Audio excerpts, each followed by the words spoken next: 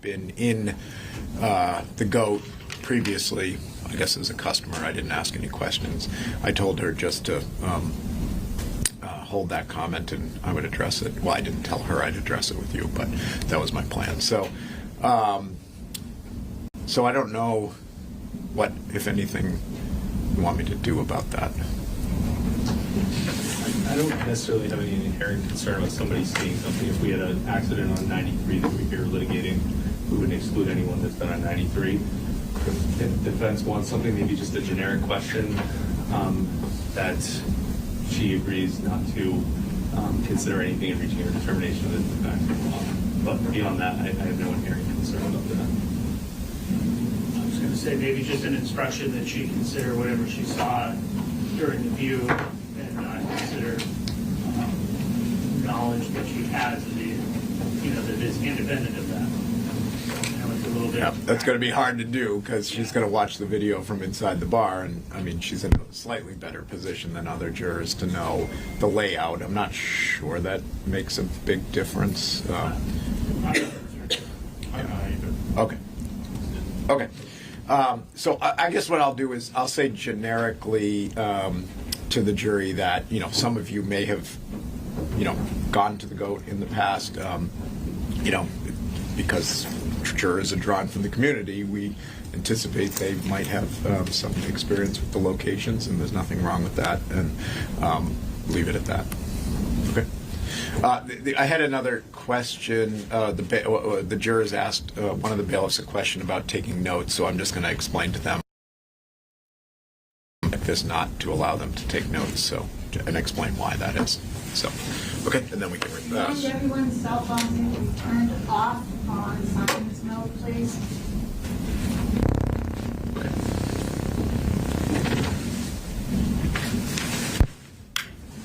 Okay, before we continue with the testimony, a couple of housekeeping matters. So one of the jurors on The View asked a question about having been to the GOAT in the past, and so there's nothing wrong with that. That doesn't create a conflict. So if any of you have been to that establishment before, that's not a problem. Jurors are drawn from the community in which the events are alleged to have occurred, and one of the expectations is that you might be familiar with the location. Sometimes not. Some people are, obviously come from throughout Hillsborough County, and so some of you may be more or less familiar with those locations. But the fact that somebody happened to have been at that particular location in the past, as long as it wasn't on the night in question, that is not a conflict or a problem in the case.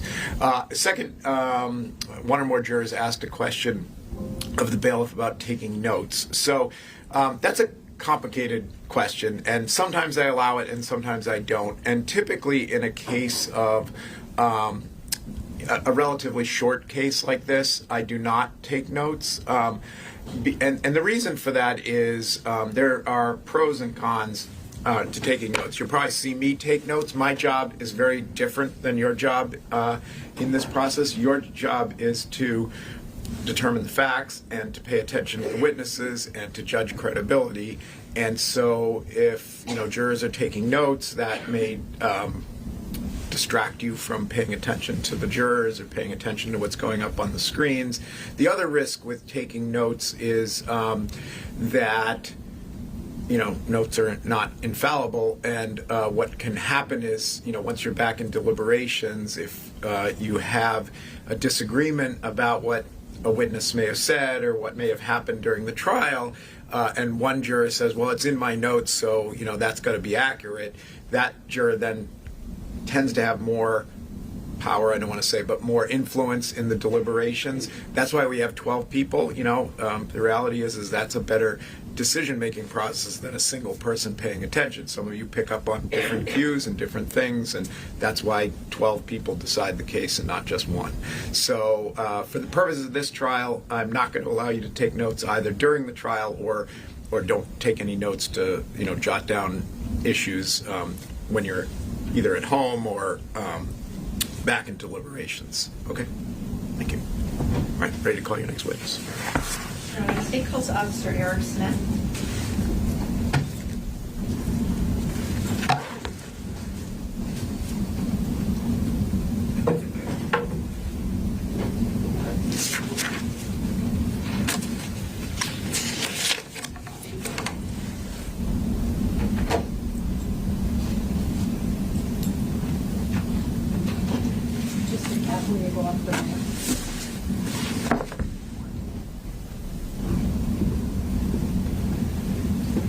you're seated, if you can just raise your right hand. Do you solemnly swear the testimony you're about to give will be the truth, the whole truth, and nothing but the truth? So help you God. Yes, Your Honor. Please have a seat. And there's water there if you need it for you. There's a microphone in front of you, so I'll just remind you to speak up if I can't hear you, but just so you know that that's there. Could you state your name and spell your last name for the record, please? Officer Eric Smith, S-M-I-T-H. And where are you currently employed, Officer Smith? I'm currently employed with the City of Myrtle Beach Police Department. I was employed with the Manchester Police Department from October 2022 up until October of 2023. And is that when you moved to Myrtle Beach? I was employed with the City of Myrtle Beach prior to working with Manchester. I have since returned back to the City of Myrtle Beach after leaving Manchester. And what was your position at the time that you left Manchester PD? I was a full-time police officer. And so you're certified in the state of New Hampshire as a full-time officer? Correct, yes, ma'am. So I'd like to turn your attention now to January 27th of 2023. Were you working with Manchester PD that night? Yes, ma'am. And can you describe what the nature of your work was that night? I was assigned to an off-duty overtime detail at the GOAT. And what's the general responsibilities of a Manchester police officer working in detail at the GOAT? It's an overtime assignment where we would just be stationed in that particular instance at the GOAT, and we would just stay inside of the bar. We could go outside, but just to remain on the property for mainly officer presence. So did the GOAT have their own security there at the same time that you were there? Yes, ma'am, they did. And how much of a presence do they have in terms of security? They usually had several. They would have a couple at the entry door. They would be scattered throughout the bar, a couple near the stage, back door, and throughout the establishment. So if there was a disturbance while you were working, who would handle it? The GOAT security. And then what would your role be with regard to that? It would just be a backup in case they needed any further assistance. However, there were usually several there to handle any other things that came up. Were you wearing a uniform when you were working that night? Yes, ma'am. And would you have your standard equipment on you? Like, would you have your duty weapon and everything else on you? Yeah, it was the full uniform, police radio, taser, firearm, handcuffs, everything. When did your shift start that night on the 27th? So the GOAT would hire us from 10 p.m. up until 2 a.m. And that's after the bars closed then? You're staying through to the end? Yeah, unless they release us early, but usually right up until 1:30 to 2 a.m. So I'm going to show you State's Exhibit 33 up on the screen. Is that coming up on the screen in front of you Yes, also? ma'am. Do you know what you're looking at in this picture? Yep, this is the GOAT, the layout of the bar, of the whole establishment. So if you don't mind, I'm going to ask you to come over to the larger version that's down here. And I know, I've been told if you, actually, do you mind going to the left side of the screen? I was told that we'll pick you up a little better on the microphone. Can you just show us where your position was when you were stationed there? So this would be the front entrance. So usually I'd be anywhere at the front entry door, primarily in this corner here. So I could pretty much see anyone who came in to the bar. I really didn't go much beyond that. Usually right around here to this general area, and that's where I'd be the duration of the night. And you mentioned the other bouncers or security that are there. Where in general were people the night that you were there in terms of that type of presence? So there would always be at least two at the entry door, and then scattered throughout. So usually this would kind of be like an office area, like a front desk. This gray box would be like a front desk area. You would have at least one here, and then scattered throughout. This is like a back door. I think you would usually have one in that general area to prevent people from leaving out the back door with alcohol, their beverage. But yeah, usually throughout the whole general area. they'd be scattered throughout. All right. Thank you. You can go ahead and take a seat. So you mentioned that you were seeing people as they came in. Were you responsible for checking IDs or screening anyone, or were you just there as presence? No, ma'am. The GOAT security is actually pretty well trained at, with their special flashlights at looking at IDs and determining if they're legitimate. So I really never had any, role in checking IDs or anything like that. How busy about was the GOAT that Friday night? The GOAT is usually fairly busy. The dance floor area would be pretty well crowded. You'd be lucky to get a seat anywhere in there. So I'd like to turn your attention now to around 12:40 a.m. What was happening inside the bar around that time? So I noticed a large rush of people, mainly security, head to the ramp area, which is central to the bar. And I hate to ask you to get back up, but do you mind just showing us again on the diagram where you're referring to for the ramp? So as I stated, I'd be somewhere in that general area, and I noticed that a lot of people were going to this central area where it says ramp right here, and so I pretty much moved from that area to that other area as well. Okay, thank you. So when you saw people moving towards that area, you're seeing security, can you describe what you did yourself? The GOAT security had broken up the fight at that point. Everyone was pretty much separated. I really didn't have any role. They pretty much separated them instantly and moved them from that ramp area out to the front exit. So to be clear, did you see the altercation itself, or did you just see the aftermath? No, ma'am, I didn't see the altercation. Were you able to see the individuals that were involved in the altercation? Just one. I didn't see the actual fight happen, just essentially the aftermath. Okay. So the person that you saw, can you describe what he looked like, what his appearance was like? Very tall, heavy-set male, white, Caucasian. And do you see him in the courtroom today? Yes, ma'am. Can you describe him by where he's sitting and something he's wearing? Full beard, shaved head, sport jacket, blue tie. May the record just reflect that the witnesses identified the defendant, Your Honor. Can you describe what the defendant's appearance looked like to you at that time? He had a laceration on his the left side of his face in the cheek area. And could you tell if that was bleeding at the time that you saw it? It was a fresh injury, yes, ma'am. You described him as being tall. Can you just describe his size for me? Again, I don't want to put words in your mouth.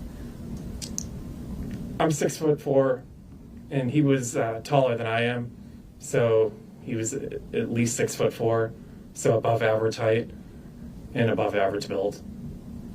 And when you say above average build, do you mind if I ask how much you weigh? I weigh about 220. And would you say that he was that weight or he was bigger than you? Definitely bigger. And can you describe what his demeanor was like? Like, how was he acting at the time that you saw him? He was aggravated from just being involved in an altercation. And I won't ask you to kind of speculate why he was upset, but can you just tell me what you were seeing from him in terms of how did he sound, how did he look? He was upset and yelling. So you described that security moved him, and I know you weren't sure who else was involved, but was it all the way out the front door? Can you just explain for us where you saw them go?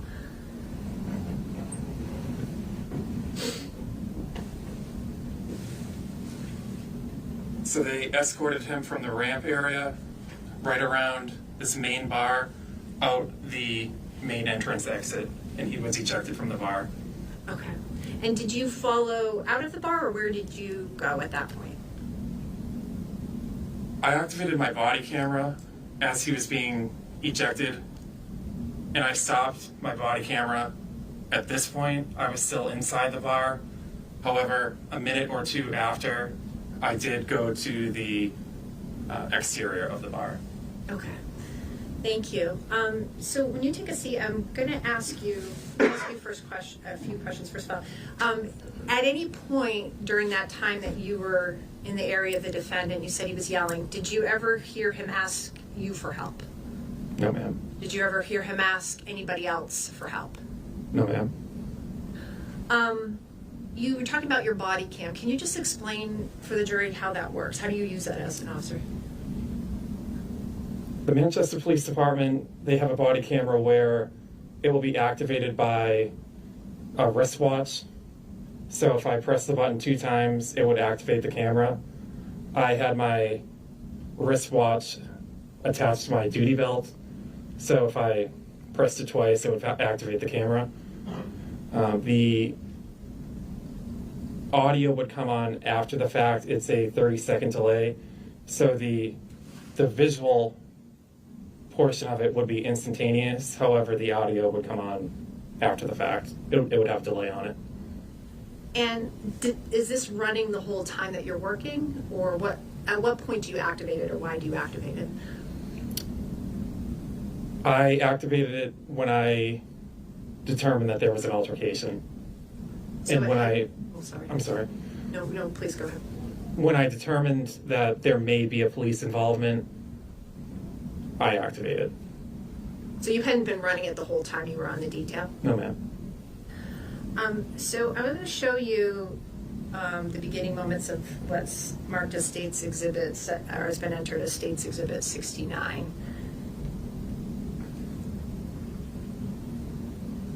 Do you recognize, this is like the still before it starts, do you recognize what we're looking at here? Yes, ma'am.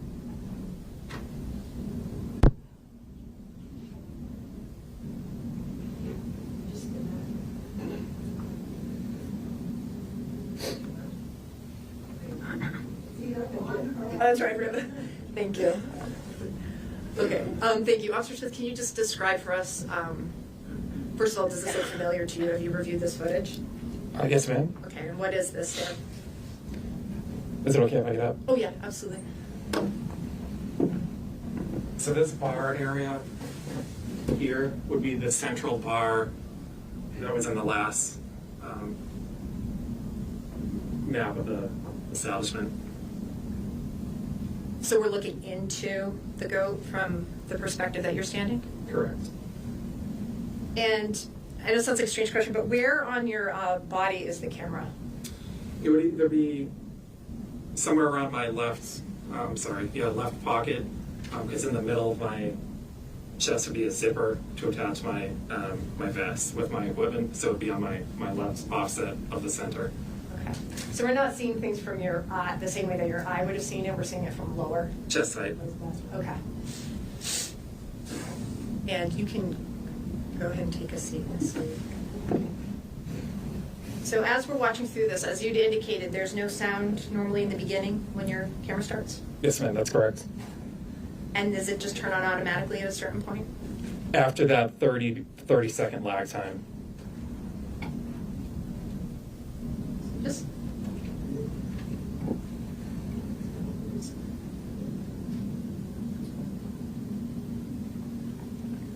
Here, went too far. I'll have to watch these again. So we're seeing you right now where you were initially stationed. When you start to turn, why are you turning? What's going on? Oh, sorry, as you start to move, I should say. So, like this gentleman, for example, he has that flag on the back of his sweatshirt, hoodie sweatshirt. I recognize that they are security for the goat. So when I see them kind of scurrying to a location, it's abnormal and there's something going on. Okay. So, sorry, I confused the screen with it moving it. But so every time we're seeing that black sweatshirt with a looks like a white flag in the back, those are security? Yep, it says Whiskey the People with the white American flag. Mm-hmm.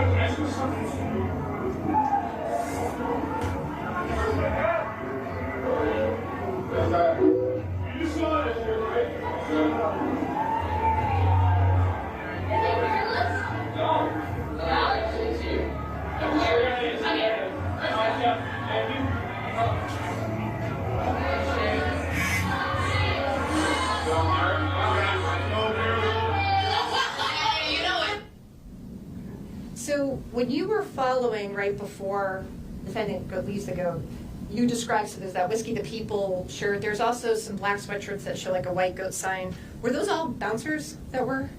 Yes, ma'am. So they all work there in a security type role. Okay. So all those people that we saw in front of you kind of walking out towards the exterior, Yes, those ma'am. are all goat security? Okay. So you started to explain to us, what did you do after this point, after the defendant was kicked out of the goat? It appeared that security had squashed the argument.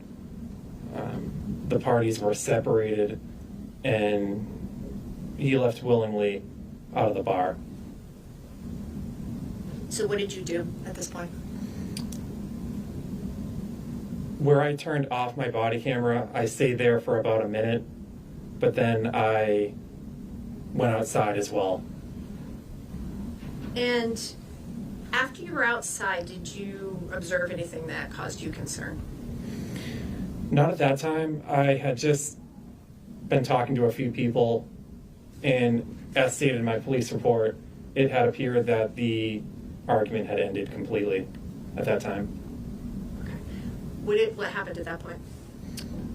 Shortly thereafter, about a minute or two after I was outside, I heard several pops, which I determined to be gunshots. And could you tell where those were coming from? So they were coming from east of my location, which would have been toward the direction of Soho and Bank of America and Elm Street. What did you do at that point when you heard what you believe were gunshots? I immediately moved in the direction of the gunshots to where the sound was coming from. And did you notify anyone of what was happening at that point?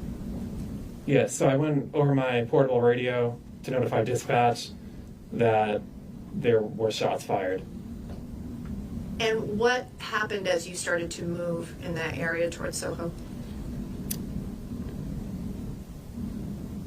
As I took a few steps, I saw 2 or 3 young females in the opening of one of the businesses. It was another entryway, and they were huddled in like a fetal position, and it was clear that they were pretty scared. Once I determined that they were okay, I continued past them. And what did you see as you moved past them down the road? So after I passed them, I was on the sidewalk at that point, and I continued to walk in the middle of the street, Old Granite Street, to where I found the victim, Timothy Pouliot. And what did you observe about Timothy Pouliot at that time? He was on his back, sprawled out. And about where was he in relation to the other buildings? He was in the middle of the street, so maybe 10 or 20 feet from the business, from Soho. Was there anyone else near him at that time? Yeah, so he had one female on his left side and another female on his right side. And did you know who those people were? No, Were ma'am. with him? Okay. Did you ever identify who they were at that time? No, ma'am. When you said that Timothy Pouliot was lying down, did you make any observations about what his condition was at that point? Things happened very quickly. I was unable to make contact, view him at all. What did you do at that point? So if after you've seen him lying down and you see the 2 people on either side, where did you go? How did you know where to go next? The female who was on the left side of his body pointed and said that the shooter was over there. She specifically said he's got a gun. And when you say over there, where was this person gesturing? Were they gesturing, or were they indicating somehow? Pointing toward the alley beside Soho.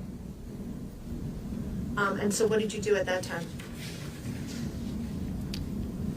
As I was standing there, I just rotated my body and was able to identify that the defendant was there with a firearm. And did you recognize him as the person you had seen in the goat before? Yes, ma'am. Can you describe what he was doing when you first saw him? He walked toward me a few steps, and then I drew my firearm and pointed it at him. And you had said he had a firearm when you first saw him? Yes, ma'am. Do you remember what he was doing with it, where it was? How did you notice it?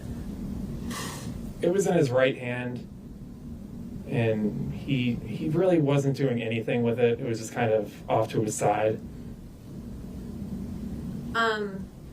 Were there any other officers on the scene yet, or were you the first there? Not at that time, however, backup arrived very quickly, approximately 20 seconds after I radioed for assistance. So you said you drew your firearm, Yes, ma'am. and you pointed it at him. How did he react? He instantly put his firearm down on the ground and put his hands in the air. And what did you do at that time? I just held him at gunpoint. I notified dispatch that I had one subject at gunpoint, and about 10 seconds later, it was very quick, Officer Biza came on scene, and he stood to the right of me. And what happened at that point, once he was on scene also? As I held him at gunpoint, Officer Biza detained him in handcuffs. What happened with the firearm? Were you able to see that? So after, I should be specific, I'm sorry. The firearm the defendant was holding when you first arrived. What happened with that? after he was detained, I was able to go up to the firearm and I kicked it back away from him, just so it was safe. And you indicated Officer Biza was the one that put him in handcuffs. Yes, ma'am. Were there other officers on the scene at this point, or was it still just the two of you? Officer Biza was the first officer on scene. However, within a minute or two, there were several additional officers who had come to the scene. So I'm going to ask you to take a look. Okay, if we shut the lights again. So we talked about your body camera. Did you activate your body cam footage again? You've activated it the first time when the altercation happened in the bar. Did you activate it a second time? Yes, ma'am. This was the second activation. Do you remember about when you activated it, or what made you think to activate it? When I heard the pops. So when you heard what you thought were gunshots, you activated it again at that point before Yes, ma'am. you started going down Old Granite Street? That's correct. Yes, ma'am. And have you had, I'm going to show you what's been entered as State's Exhibit 70. This is about a 2.5 minute clip of the beginning, just the beginning part of your footage. Have you had a chance to review this? Yes, ma'am. Okay. And does this match your recollection of those first couple minutes after you activated your body cam? Yes, this would be Old Granite right in front of the bar. So again, like with the last time, there's no sound in the beginning, but then the sound kicks in at a certain point? Yes, ma'am, that's correct.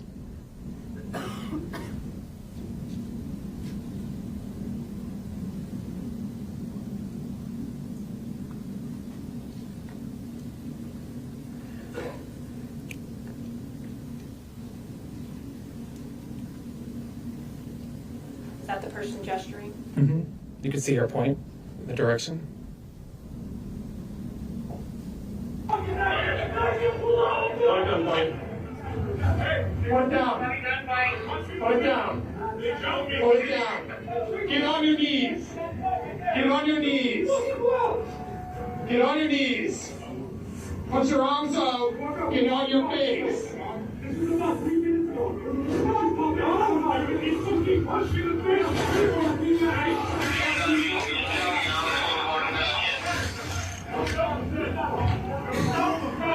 Hey, somebody check in.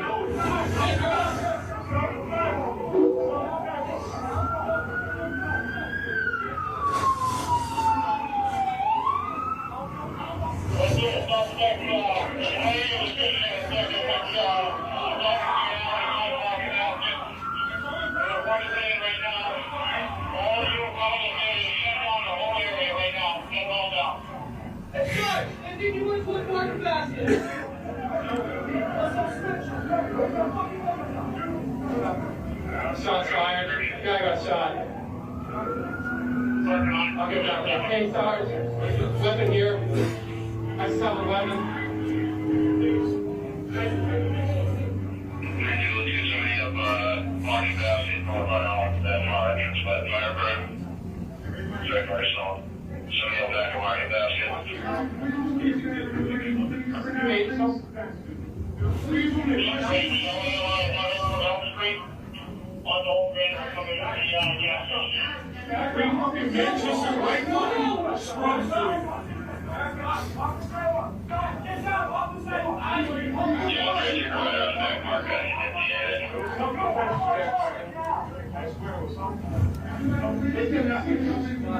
Hey, Sarge, I got the weapon.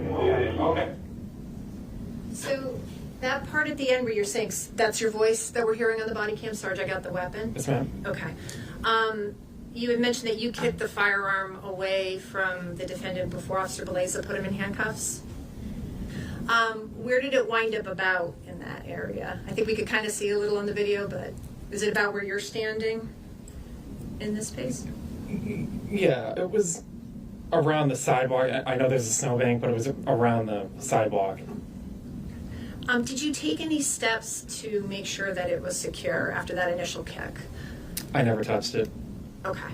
What did you do to, when I'm saying the word secure, I know, did you ever physically touch it yourself? Never. Okay. No. What did you do to make sure that it was preserved, that somebody could find it? I stood right next to it for approximately 20 minutes until I was relieved by Officer Gagney. The individual in the leather coat in the video, he was my supervisor, Sergeant Feather. He was the on-duty supervisor that night, and he relieved me at the scene. Just let me have a moment.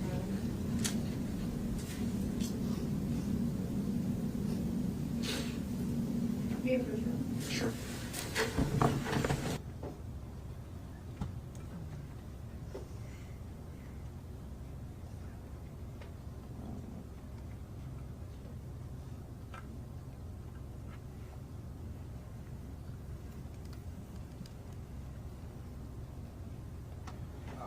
Okay, so ladies and gentlemen, so sometimes evidence comes in part. So the video ends at this point based on some pretrial rulings I made about evidence. So don't speculate about what happened on the video or why you didn't see the rest of the video. That's based on a ruling that I made in connection with this case before this trial started. Okay. And I have no further questions at this time, Officer Smith. Defense counsel has some questions. You may, of course.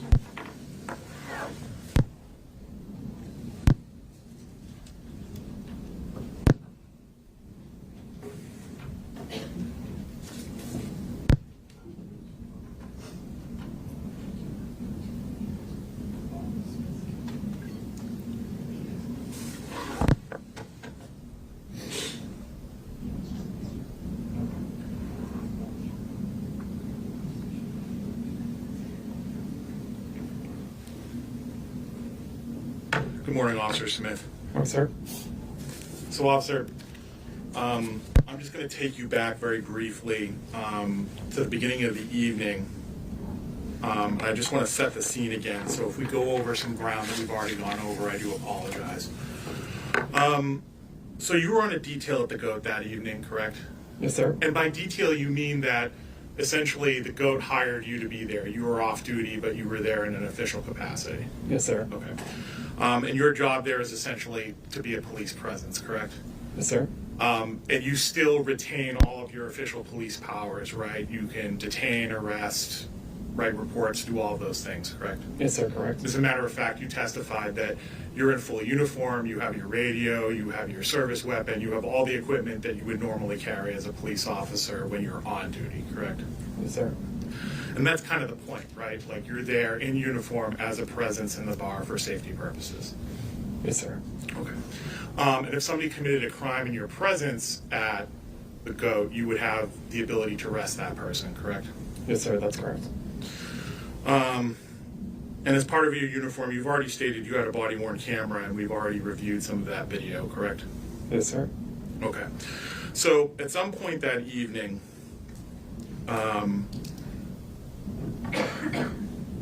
you had reason to respond, and that's why you activated your camera, correct?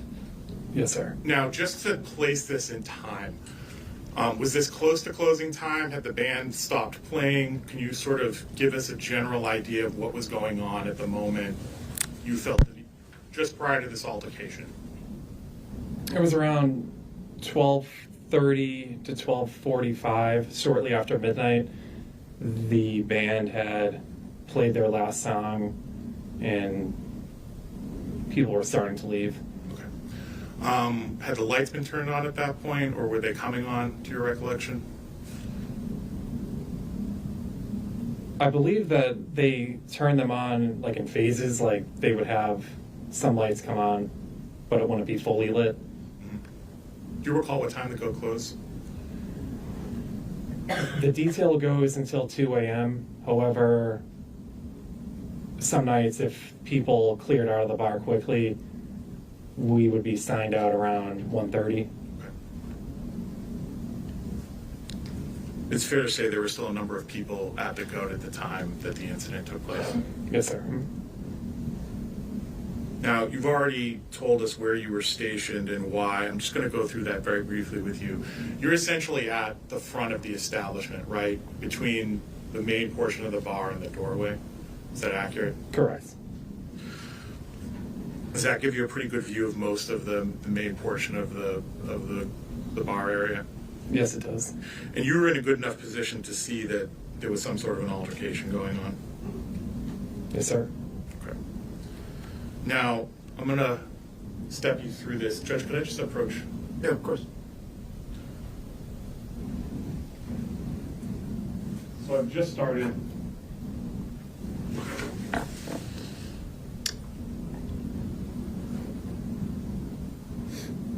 I'm going to play this all the way through again once. And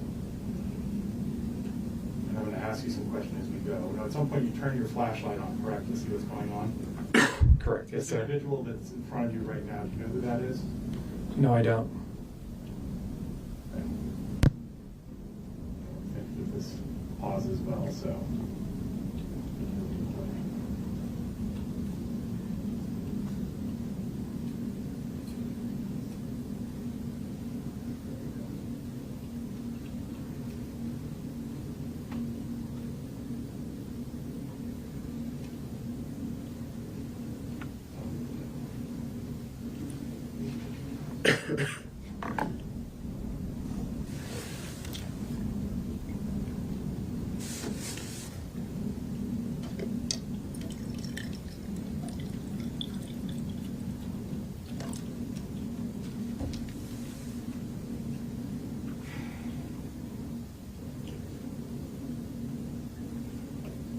Third time's a charm.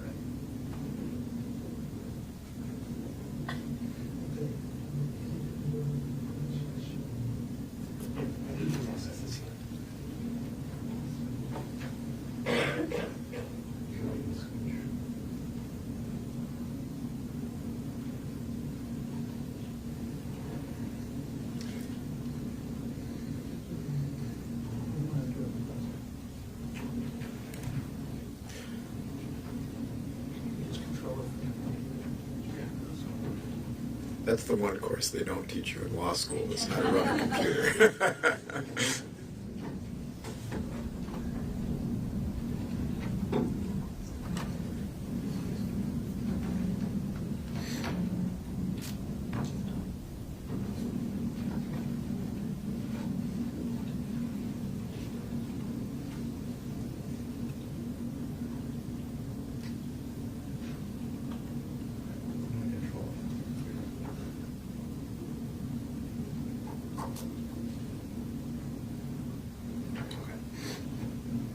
So, let me set the stage again. You've already identified that this is your body camera. This is where you start going, correct? When you start moving towards the incident.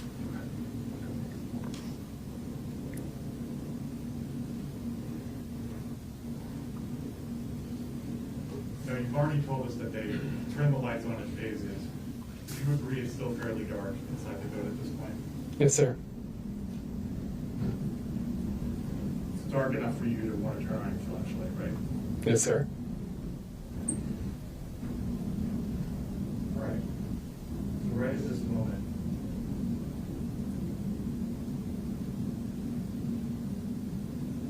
you don't yet have audio, correct? No, it would be the first 30 seconds where it would go without audio.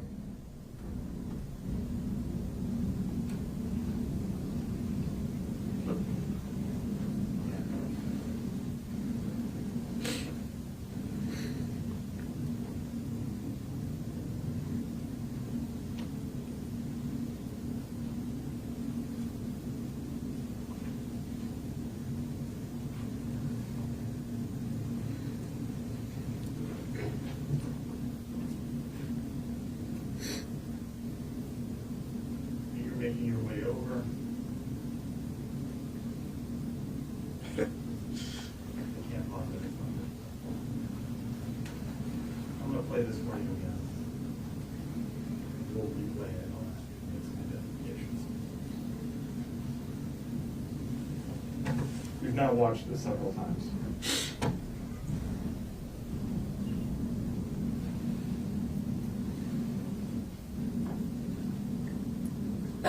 At this point, you're just making your way over, correct? Correct. Yep. You activate your flashlight. Now, you just previously said you don't know who this person is, right? Correct. I don't know who he is. Did you speak to him? Nope. Did he speak to you?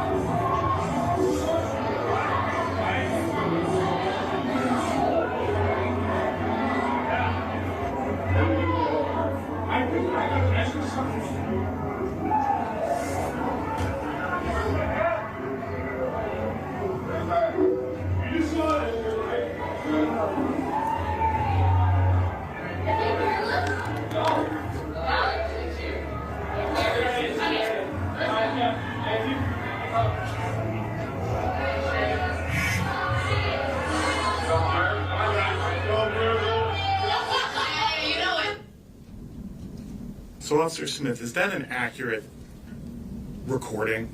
Is that what happened? Yes, sir. Okay. So, once you previously testified that the individual in that video, he was upset, correct? He was angry, he was upset, he was injured, correct?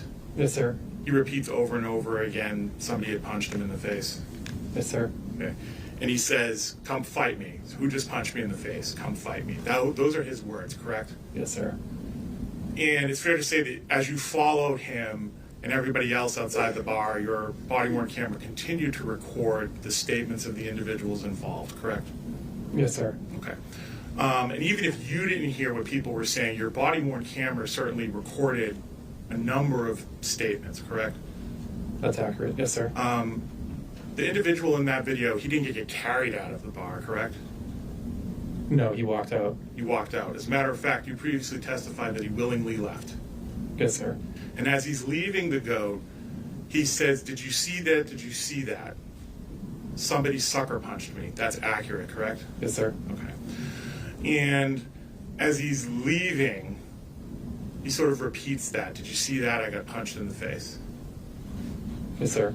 And at that point, you stop in that little sort of front door vestibule area of the goat, correct? At Yes. which point you deactivate your body-worn camera because, as far as you're concerned, the incident was over. Yes, sir. So at this point, you believe that everybody who was involved in that altercation has been put out of the bar, Yes, sir. including the large gentleman with the injury. And you followed them out, right? You didn't lead them out. You didn't have your hands on him in any capacity, correct? Correct. Yes, sir. Did at any point you leave to check and see if he required further medical attention? After the body camera was turned off. I did go up outside approximately a minute or two later. Was he still out front of the bar at that point? I didn't see him now. Okay. So it's fair to say you didn't render him aid or ask him if he needed an ambulance or medical attention at any point? No, sir. Did you check to see, again, if any other individuals who might have been involved in the fight needed medical attention? No, sir. Okay. Did you see if they were all standing together out on the sidewalk? When I was outside, I wasn't specifically looking for them. It was just me outside, just general officer presence, just me being there. Okay. So you stepped outside. Your testimony is a minute or two later, and you didn't see anybody. There would be the general crowd waiting for rides to be picked up, etc. Let me rephrase. You didn't see Mr. John Delee standing outside the goat when you stepped outside. No, sir. You didn't see the other individual that I pointed out that sort of passed in front of your body-worn camera that you didn't recognize. That's correct. I didn't see him either. Now, at some point, you were standing inside or outside of the goat when you heard gunshots. I was outside at that time. Okay. And as soon as you hear gunshots, did you call dispatch? Almost immediately. Yes, sir. And you start making your way up the street towards the sound of gunfire. Yes, sir. At this point, are you calling 911? Are you calling over the radio that you hear gunshots? Yes, I did. You activate your body-worn camera so that it's recording, correct? That's correct. And again, if I could approach the screen, Judge.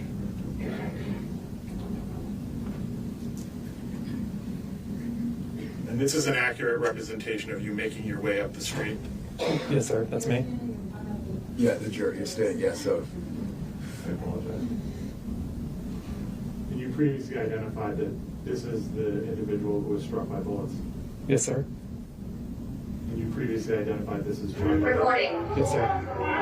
He reaches into his waistband right there, tries something on the ground. Yes, sir. Is that the handgun? Yes. Get on your knees. Get on your knees. Get. Counsel, I don't believe the jurors heard your question. I understand. Because the audio came on. In the video we just watched, as you're walking up to John Delee, he reaches into his waistband, correct? Yes, sir. He takes something out of his waistband, Yes, sir. and he puts it on the ground. Correct. That's the handgun, right? Yes, sir. And he does that almost contemporaneously with you having contact with him. That's It's correct. very close in time to when you testified that you start to hold him at gunpoint. Yes, sir. And that camera, as you previously testified, that recording essentially sees what you're seeing. Yes, sir. It hears what you're hearing. So the moment he interacts with you, he's putting the firearm on the ground. He puts his hands up. It's fair to say that he's fully complying with everything you're asking him to do. Yes, sir. With the exception of one thing, you tell him to get on his face, and he doesn't do that, right? He doesn't lie down on the ground. Correct. But he stays there with his hands out, yelling at you, they attacked me, it was self-defense. Judge Your Honor, any questions for the witness? Yeah. Well, I guess it's leading. It's cross, so these are leading questions. Go ahead.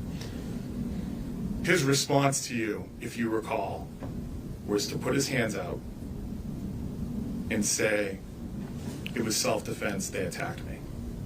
Correct? Yes, sir. Correct.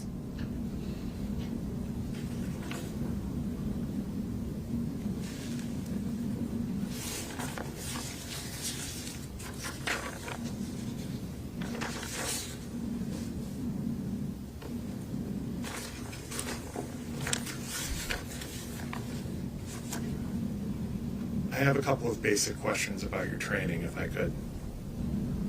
Were you trained by the Manchester Police Department, or were you trained elsewhere? My initial training was from the South Carolina Criminal Justice Academy. Okay. And at some point in 2022, you became a Manchester police officer? Correct. Yes, sir. Okay. And were you trained by the Manchester Police or by an academy in New Hampshire? By the Manchester Police Department. Okay. And you became familiar with the Manchester Police Department use of force guidelines? Yes, sir. Now, the use of force guidelines cover a broad spectrum of force usage, correct? Yes, sir. From simple control techniques, the use of pepper spray, the use of deadly force, correct? Judge Your Honor, maybe Judge? Okay.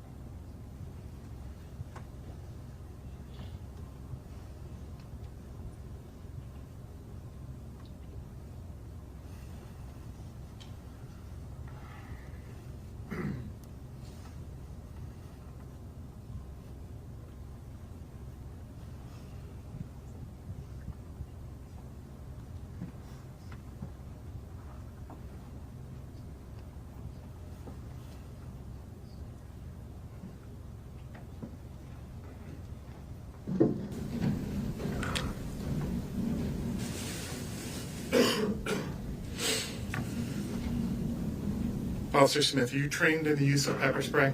Yes, sir. Does the Manchester Police Department have policies and procedures about the use of pepper spray? Yes, sir. Okay. Does the Manchester Police Department consider pepper spray to be a less lethal weapon? Yes, sir. And it's a weapon that is used by police as part of their training and experience? Correct. Yes, sir.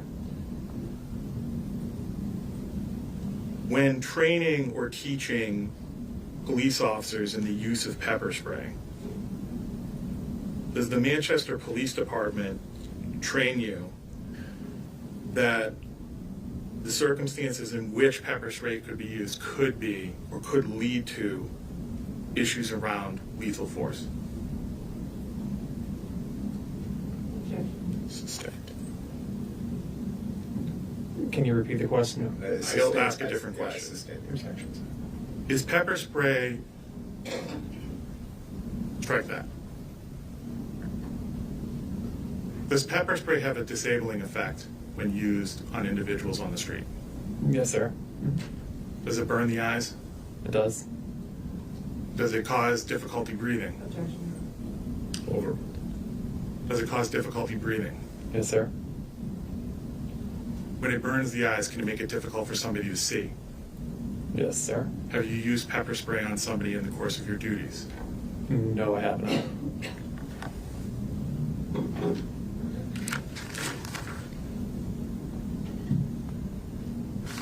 No further questions, Judge. Can you redirect?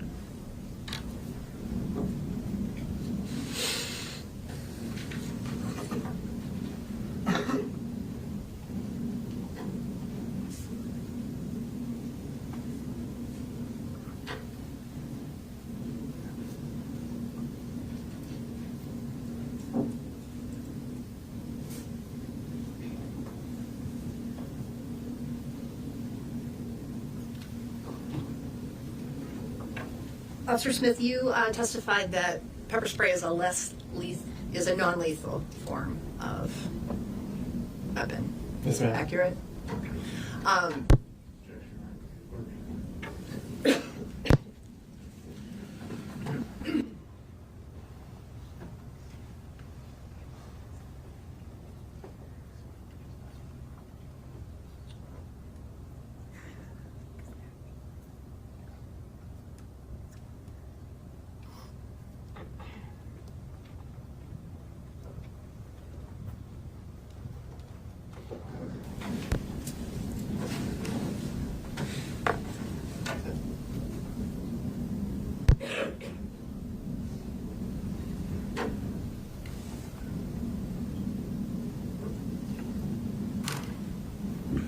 Just to clarify, Officer Smith, so you testified that pepper spray is a less lethal form of a weapon. Is that accurate? Yes, ma'am. And that's why officers use it? Correct. One of the purposes? I have no further questions, Your Honor. Okay. All right, you can step down. Why don't we take the lunch break then? So we will resume at 1 o'clock. Two things that they intend to elicit. The first of which is during opening, defense alluded to Miss Elliott, or the defense ex-girlfriend, claiming that Timmy, in passing by, challenged her to punch him. We filed motion on number 5 that was to exclude any character evidence of Timothy other than specific instances which we laid out, which was granted without an objection from the defense. It's certainly another bad act that was not noticed up, and even if it wasn't, it's not relevant. 403, it's definitely unduly prejudicial and outweighs any potential relevancy. The defendant had no knowledge of that interaction between Abby and Timmy, so it's only an attempt to attack the victim's character. So, I don't intend to bring it in as, I guess, I don't think it's another bad act. It's not meant to smear his character. It's the mindset that he's in as he's pursuing, and the doggedness with which he is pursuing Mr. Delee,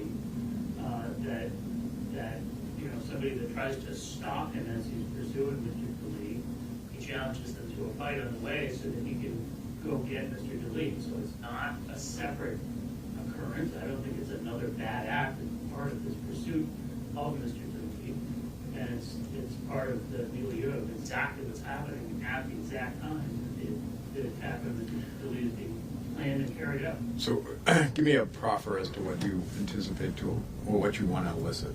So Mr.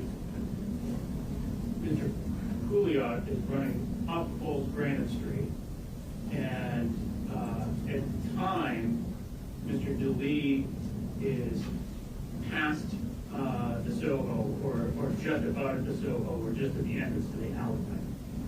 And Mr. Nash and Mr. Mendoza are up by the Soho and across the street. and Mr. Pouliot is walking at a relatively rapid clip up the sidewalk towards Mr. Pouliot. And in some of the exhibits, Ms. Abby Elliott Orr, the ex-girlfriend of the defendant, basically chases him down to grab him. She grabs him and tries to stop him. And at that point, he turns to her and they have a very brief interaction where, among other things, he says to her, in words or substance, go ahead and punch me in the face. She declines to do so. He escapes that interaction and continues on and confronts Mr. Pouliot. Okay. And so this is like in the moments before the sort of final fatal confrontation. Correct. This is after the altercation between Nash and Mendoza and Delee, and before the sort of next stage up. So yeah, this is 30 seconds beforehand. It's well outside of earshot of the defendant. It's down the street. There's no information that anyone else heard this, and I would say that the video might counter some of the characterization of what Miss Elliott Orr was doing when she physically came into contact with Timothy.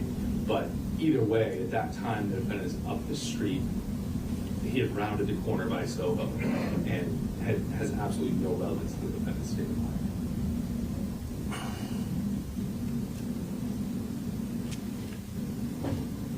Well, but is it not relevant to Mr. Pouliot's state of mind and what's about to I happen would say next? I don't know what the relevance at that point with his interaction with Olivia, that relevance, Timothy's alleged frustration or confrontation with Abby has on the victim's state of mind with regard to the defendant. What's your theory? She's trying to prevent him from having an altercation. She's trying to prevent him from pursuing the defendant. That's the context in which this comes up. And it demonstrates his state of mind at the time that he's pursuing it. Just demonstrates the aggressiveness that he has. We don't have audio of the actual altercation, so we don't know exactly what he's saying to Mr. Delee and Mr. Delee saying to him. But I think it's instructive to the jury that at that very moment, that's his state of mind, is that he's combative, he is intending on an altercation with Mr. Delee, and he'll do what he needs to do to be able to do it, even though somebody else is trying to intervene and prevent him from having an altercation with Mr. Delee. I just have to clarify the record, the intervene stuff. She runs up the sidewalk and pushes him physically in the back. Olivia would testify that they were talking shit to each other. That would be her testimony, talking shit to each other back and forth after she pushed him. That may be Miss Elliott Orr's characterization of what she was doing, but the video evidence and the other evidence would undermine that. Okay. Well, so I guess first off, this isn't 404B evidence by any stretch of the imagination. If there's anything that's intrinsic to the events, this is intrinsic. And so the question then comes down to, is it relevant and is it unfairly prejudicial? The events 30 seconds before the fatal confrontation, I think, are almost obviously relevant. And I don't think it's unfairly prejudicial. I mean, you can, to the extent you disagree with what she's going to say, it sounds like you have plenty of ability to impeach that. So that's what trials are about. And the other, just for the parties of time, the state is not intending on introducing the defendant's racist remarks. So during that portion of the testimony, the state's going to lead Ms. Lonardo through that to try to avoid that coming up. Okay. Great. Bring the jury in.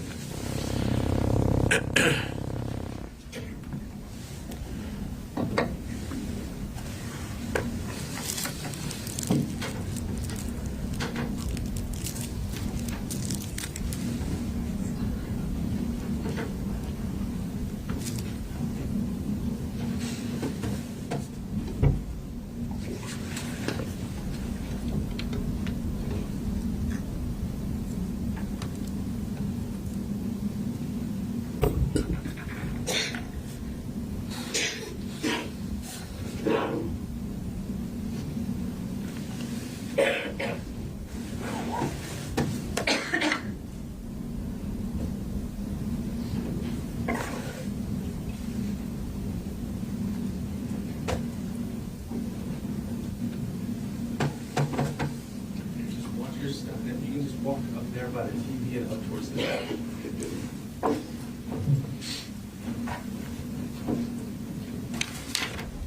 So before you're seated, if you can just raise your right hand. Do you solemnly swear the testimony you're about to give will be the truth, the whole truth, and nothing but the truth, so help you God? Yes.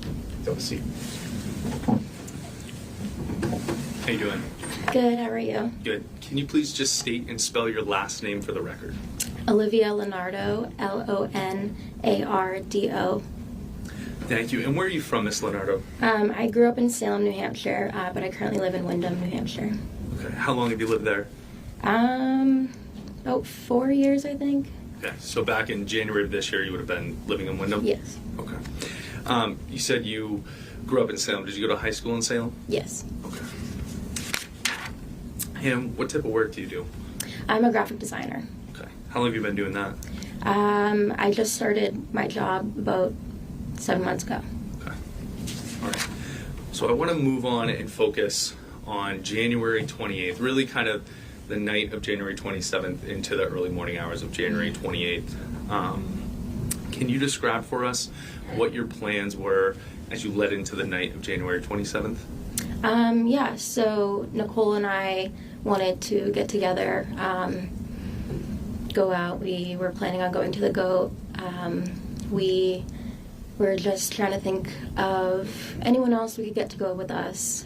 So that's when we reached out to Abby and asked if she wanted to come with us. Okay. Abby, what's Abby's last name? Elliot, or. Okay.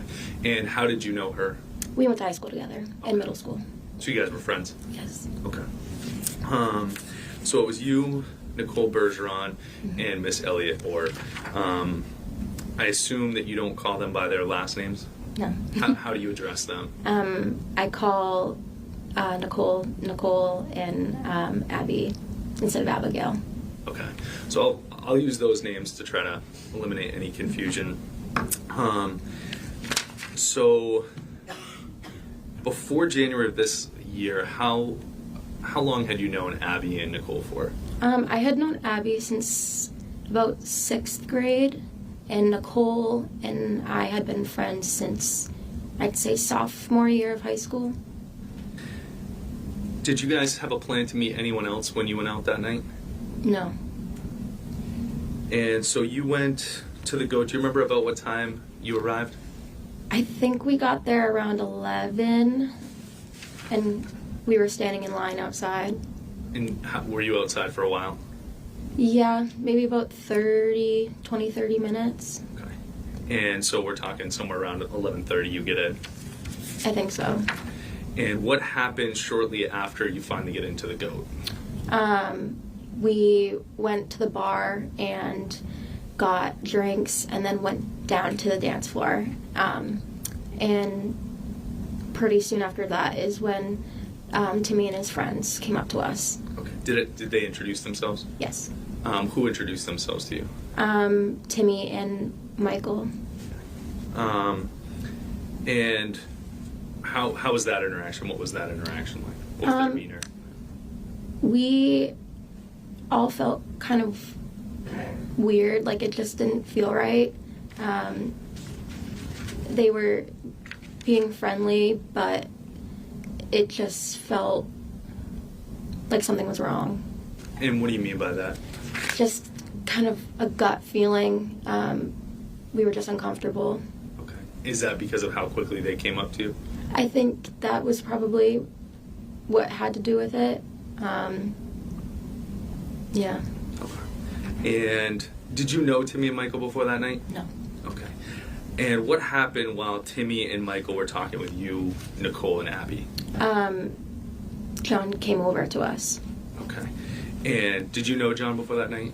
I knew of him, but I don't think we've ever spoken before. How did you know him at all? We went to high school together. Okay. And did he know the rest of your friends? Did you all know each other? Yes. Okay. And you were all, what was the relationships that everyone else had? He had dated Abby in the previous summer. And I think he knew of Nicole, but same relationship with him and I, that they never really spoke, to my knowledge. Okay. And was John alone, or did he have friends with him that night? He had friends with him. Okay. So when he first walks up, did he walk up alone, or did he walk up with his friends? It was just him. Okay. And do you remember about how many friends he had with him later on? 4 or 5. Okay. And do you remember any of the specific friends that he had with him? Sorry, what was that? Do you remember any of the specific friends that he had with him that night? I knew Matt, and his friend Gage introduced himself to me, but those were the only people I knew. Okay. And do you remember Matt's last name? Soldano. And how did you know Matt? We went to high school together. Okay. So you said when he first came up to you, he came up to you alone. Mm-hmm. How would you describe Timmy's size? Small. And how would you describe the defendant's size? Very large. How would you compare the two? Complete opposites. Okay. And what did John say when he first walked up? He asked Abby something along the lines of, "Why are you talking to this scum?" And was that the first interaction that you saw the defendant have with Timmy that night? Yes.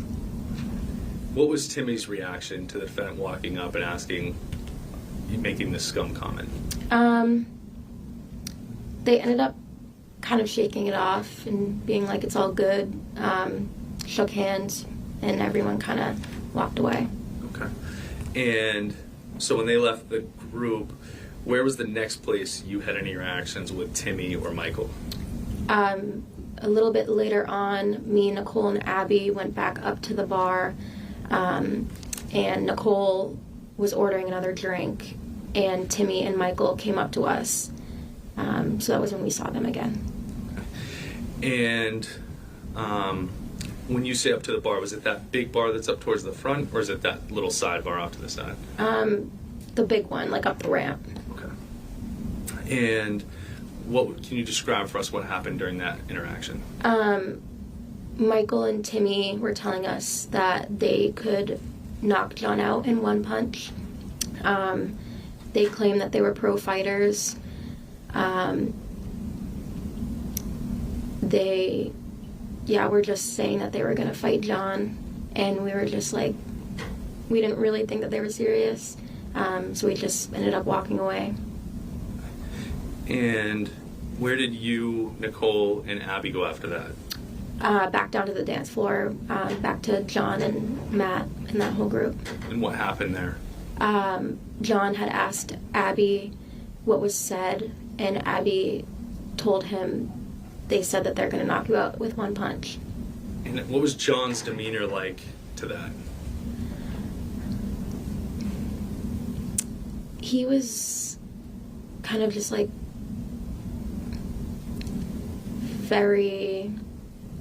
didn't really seem that it mattered, like just kind of like, okay. You seem happy that they had said they wanted to knock him out? I mean, no. But he was just kind of casual about it. Okay. Like he wasn't worried. Okay. And what happened? What happened after that? What did you see next after that? John went up to the bar where Timmy was, and I saw him talking, kind of standing behind Timmy and talking in his ear. And then things got a little bit heated, and a bouncer or a bartender broke it up, and that's when John came back down to the ramp, back to me, Nicole, and Abby. And what did the defendant say after he came back down the ramp? He was saying that he was telling Timmy, like, we'll take it outside, seeing if he wanted to fight. Okay.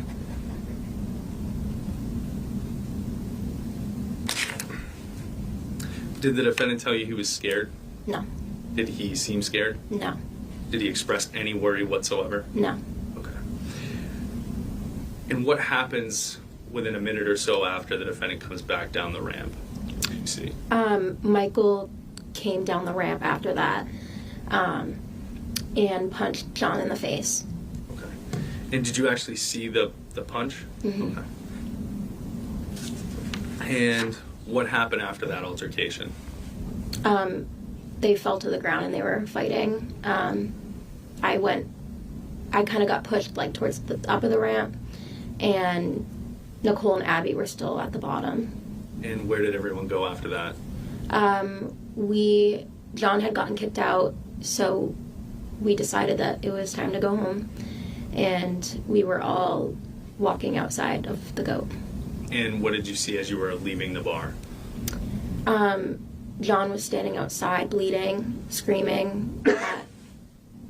I'm just going to pause right there. Can we back up? Yeah, sorry. As you're leaving the bar, what are you seeing in the bar as you're exiting? Timmy. He was still in the bar. And Abby was talking to him. She pushed him. And then we walked out. Okay. Moving outside, you said you saw the defendant and he was yelling and screaming, correct? Yes. Can you describe his demeanor when he's outside? Just pure rage. And what were you and everyone else trying to do as far as the defendant was concerned out there? We were trying to calm him down. Nicole was trying to clean up where he was bleeding on his face. We were telling him it's not worth it, just go home. But he just kept screaming for people to come fight him, yelling, "Who hit me? Come finish the fight." Yeah. Was he yelling derogatory names and swears? Yes. Okay. Now, we're talking about this is right outside of the goat. You're on that sidewalk area, Yes. right? Were any of the defendants friends with him beyond just you, Nicole, and Abby? Yes, I remember Matt was there. Gage may have been there as well. Okay. So that when the defendant first walks out and this is all going on and he's screaming, it's you, Nicole, Abby, Gage, and Matt, and obviously the defendant himself. Yes. Okay. And what was Matt and Gage trying to do as far as the defendant? Same thing, calm him down. And at this point, where was security? Outside the door of the goat. Okay. So while he's screaming and he's yelling and angry, how did the calming him down work? Were you able to calm him down? No. Were Matt and Gage able to calm him down? No. What happened as the defendant was yelling these remarks? Someone was standing nearby smoking a cigarette, and John began yelling at him, and they started fighting too. Okay. So you saw a physical altercation between those two? Yes. What did you see happen during that fight?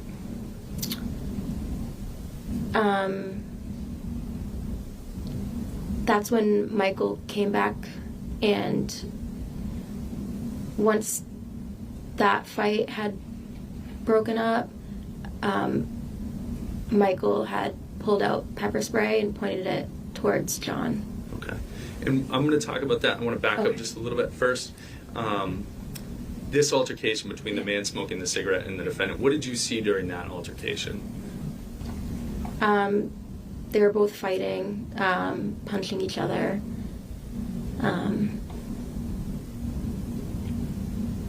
Did you see anyone else get hit during that? John did hit Abby in that. Okay, during that altercation. Okay. And so you said Michael came over and he brandished pepper spray, correct? What was the defendant's response to that? He pulled out his gun. Okay. And what did you hear and see when that happened? He took the safety off. Okay. Did you hear that, see it? The kind of click. So you heard a click? Yeah. Okay. And where was Timmy at that point? He was still inside the bar. And did you see what type of gun it was? Handgun, shotgun, rifle? Just handgun. Okay. And what was the defendant's demeanor at that time? And by that I mean, did he look in fear? How did he seem? He was not fearful, just very angry.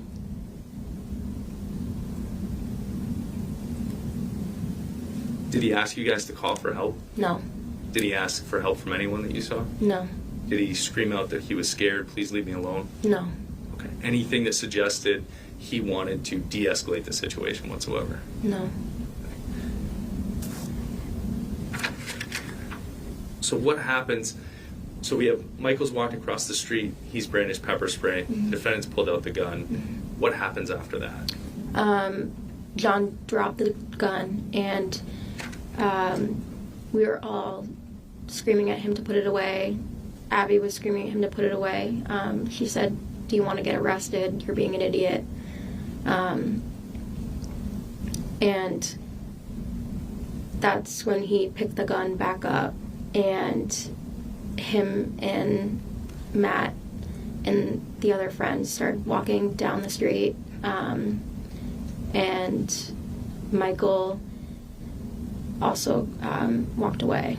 Okay. Up the street. Yes. And you said, so that at some point the defendant drops the gun. Mm-hmm. With everything going, is there a lot going on at that time? Yeah. Is it, would you say, fair to characterize chaotic? Yes. Yeah. Okay. Have you? Well, I'll skip ahead. So, what's Abby doing as these two groups start walking up the street? What's Abby doing? She's trying to chase after him, calling his cell phone, screaming. Nicole was trying to hold her back from running up to John. So we're trying to keep her safe, trying to go home.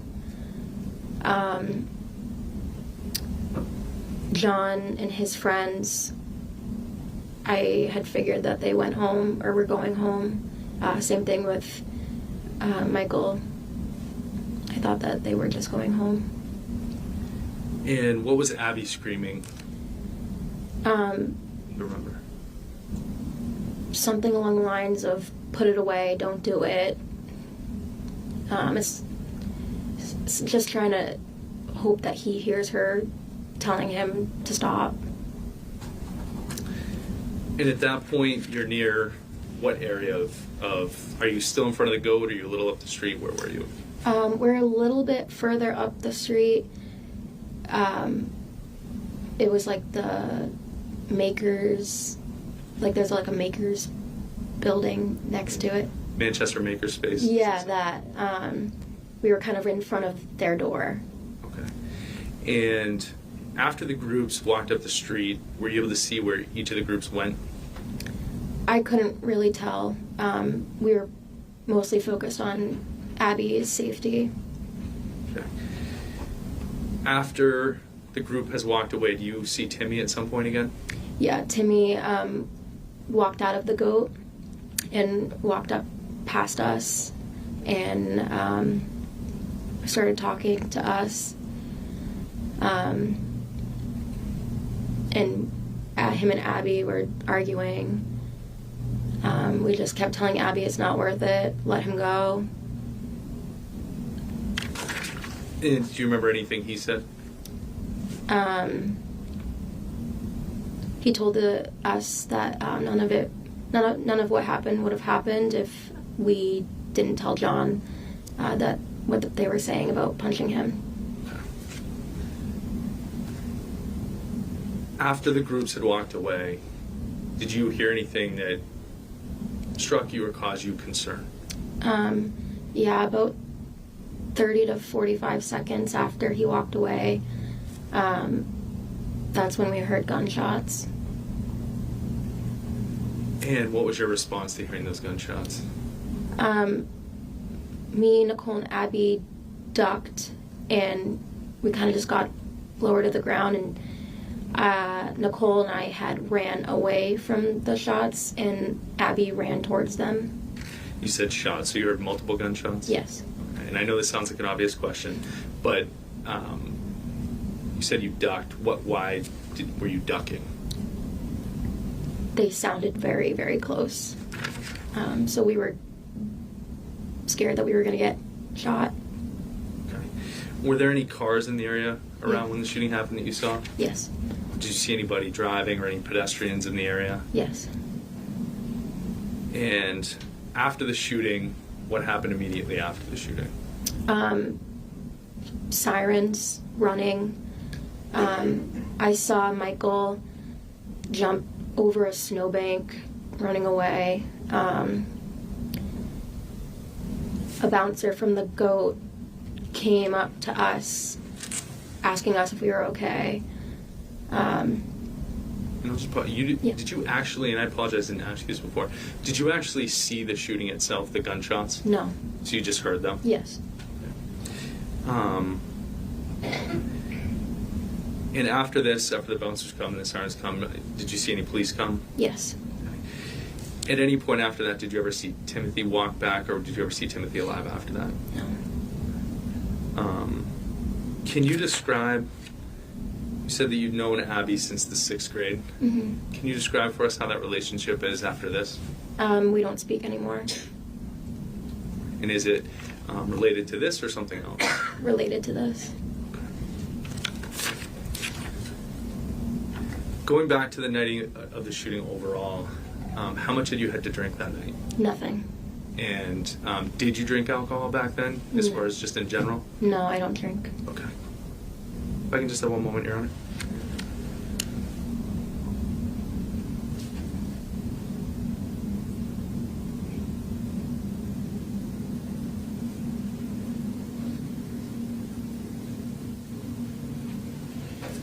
Thank you, Ms. Lonardo. This state is nothing further, Your Honor. I assume defense counsel will have some questions.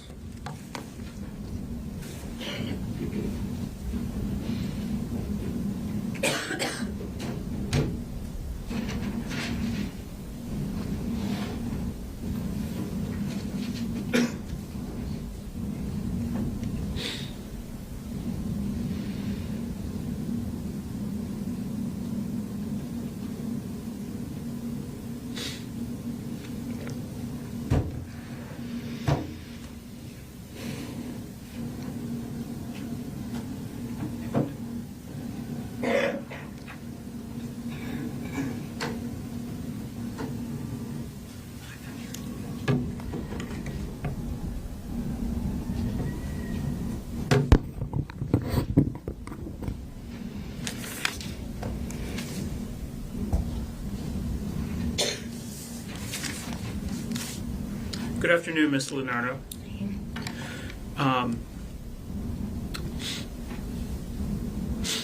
How old are you?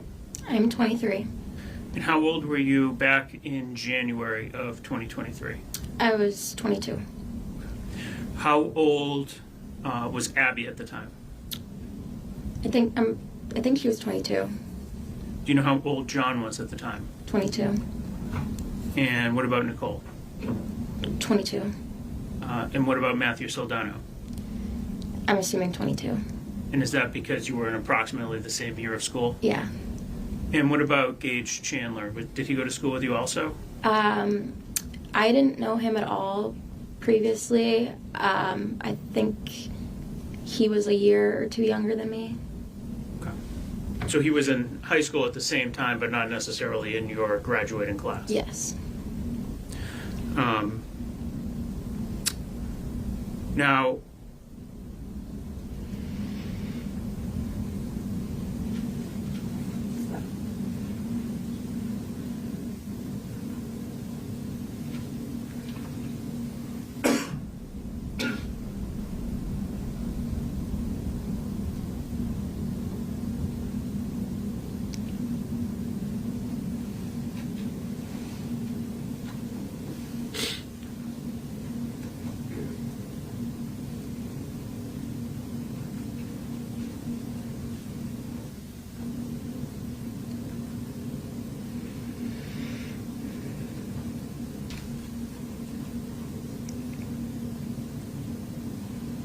show you States Exhibit 55.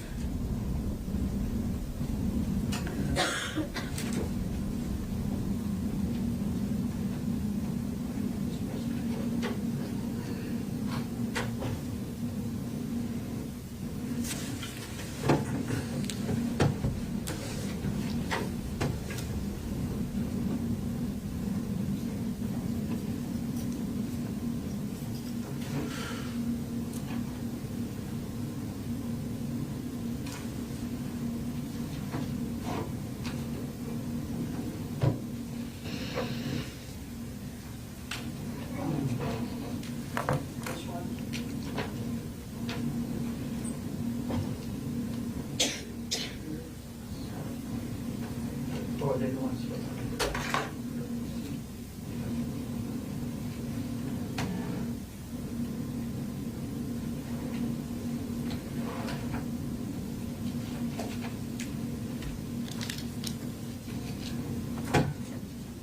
TV on.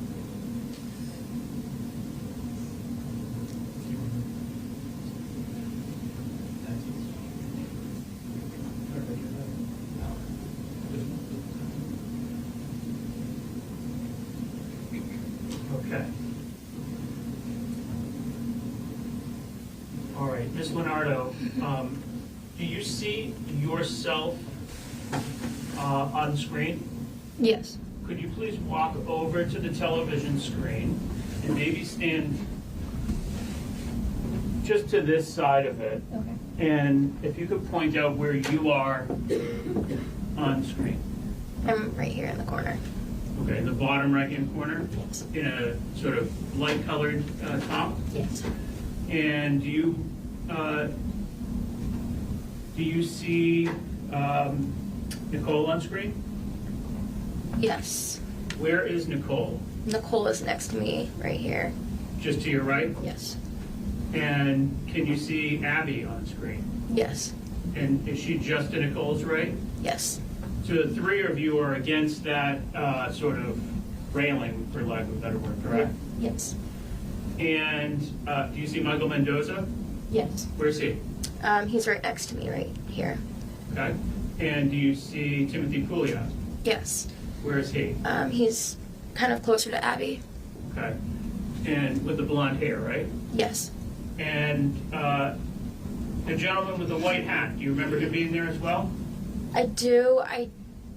I don't know his name though.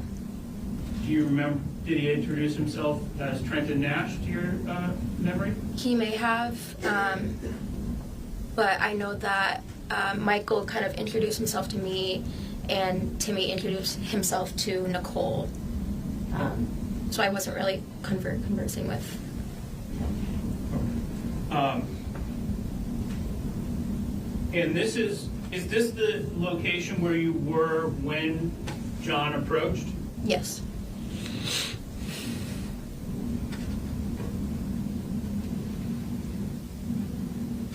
Okay, you can sit down again.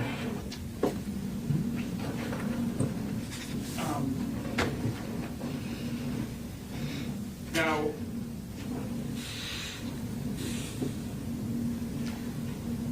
you had said you didn't get a great feeling during that time, Correct? but it was just intuition more than anything else? Yeah.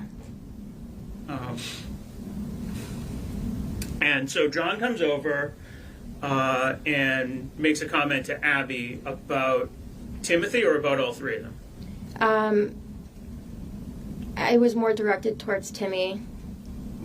But all three of them approached you at the same time, correct? Yes. So, and it was fair to say it was whatever the interaction was happening, even though some people might have been having separate conversations, the six of you were kind of interacting independently, correct? Yeah.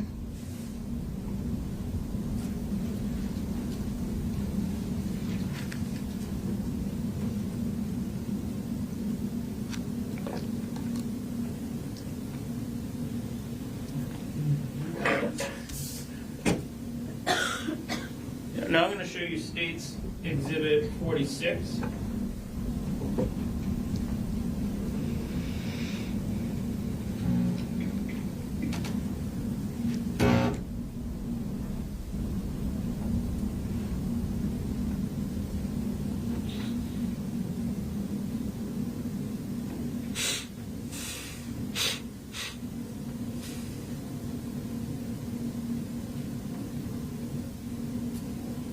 And this one is I think you forgot to turn the. Yeah, there you go.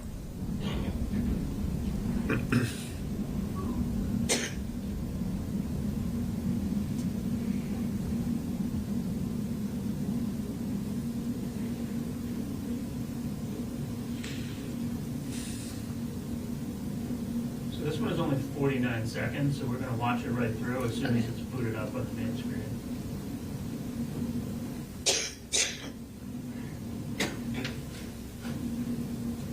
seems to have a bit of a delay.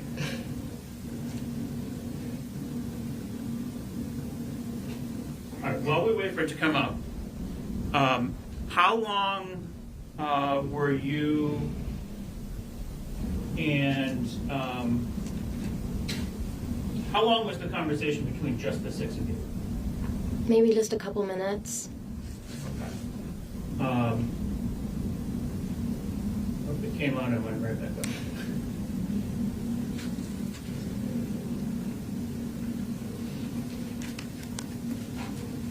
All right.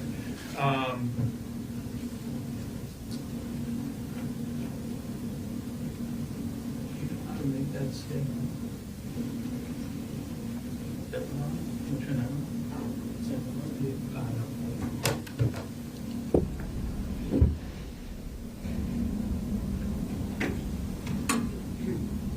No.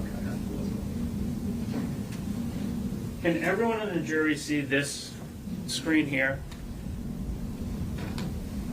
Okay. Ms. Lonardo, could you come over to this screen? Yeah, of course.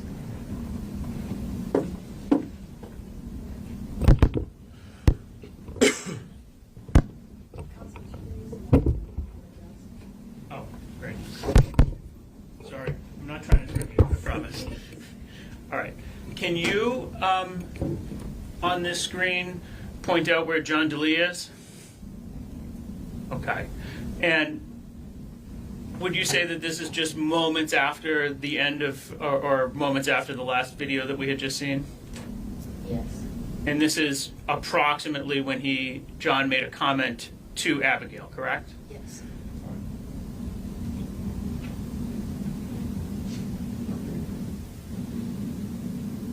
Excuse me?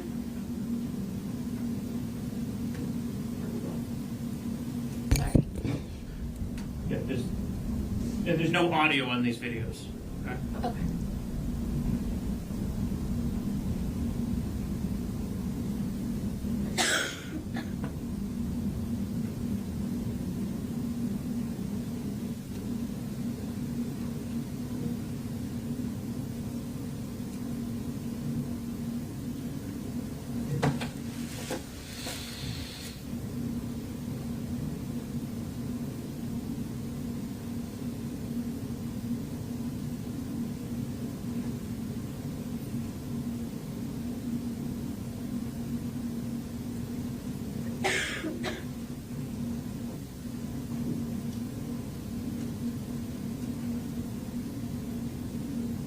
So,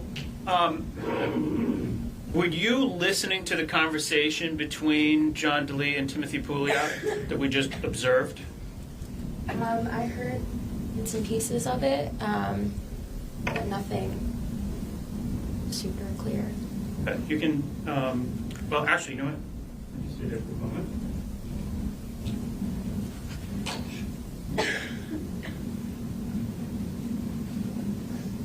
Was it a friendly conversation? Yeah, it was very, I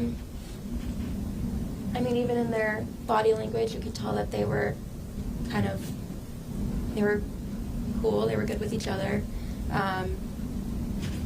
It seemed that there was no problem between them. Okay. So now I'm going to show you State's Exhibit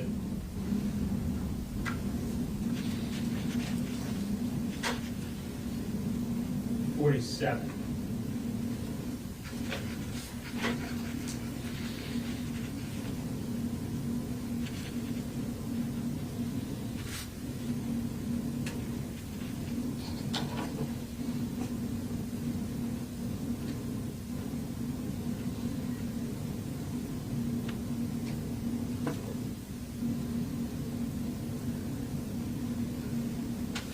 Is it up on the screen yet? Not yet.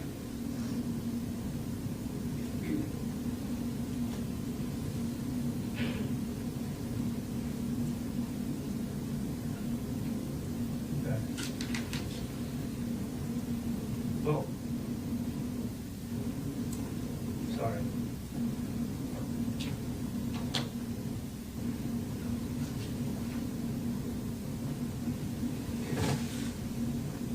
Just a moment.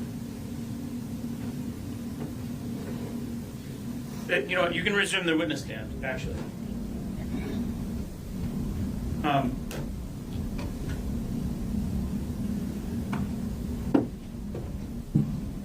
When you went up to the bar to get a second drink, originally it was you and Nicole only that had gone up to the bar, right? And Abby and John stayed behind, right? Yes. And the area that Abby and John were staying behind was at the bottom of that ramp, right? Yes. And those videos that we were just watching, that was like a little bit past the bottom of the ramp, right? Yeah. So if you were walking from the main bar down the ramp, you would keep going a little bit to get to the place where the videos were that we were just watching, right? But John and Abby were standing a little bit closer to the very bottom of the ramp, right? Yes. And how long were you at the bar before Abby joined you? Not very long, at most 30 seconds. And when Abby joined you, were Timothy and Michael already at the bar at that point? No, Abby came up to us, said John tried to kiss her, so she wanted to stay with us. And as we were kind of talking to her about what he had told us is when Timmy and Michael came back up to us again. Okay. And you don't know whether Timothy and Michael overheard Abby's comment about John trying to kiss her, do you? I don't think they heard, just because it's a very loud environment. But do you know one way or the other for sure? No. And let's talk about the environment. Did you see how Timmy was sort of like trying to reach up to get closer to John's face? When they were speaking? Yes. Yeah. Fair to say there's a band playing in there, right? Yes. And it's pretty crowded in there. Yep. So is it fair to say this is a noisy environment? Yes. So while you're at the bar,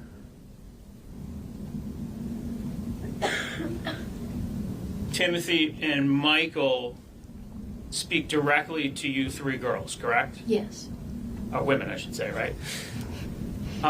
And when Timothy and Michael are speaking to you women, that's when they tell you that they're professional fighters, right? Yes. And that's also when they tell you that Timothy says he's not afraid of John, or words to that effect, right? I don't know if he said that for sure, but I know that he did say that he was a pro fighter. Okay.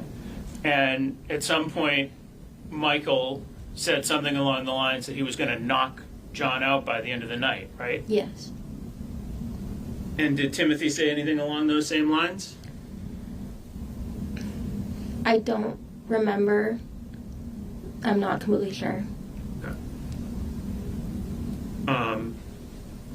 Did you end up getting a drink at that point? No.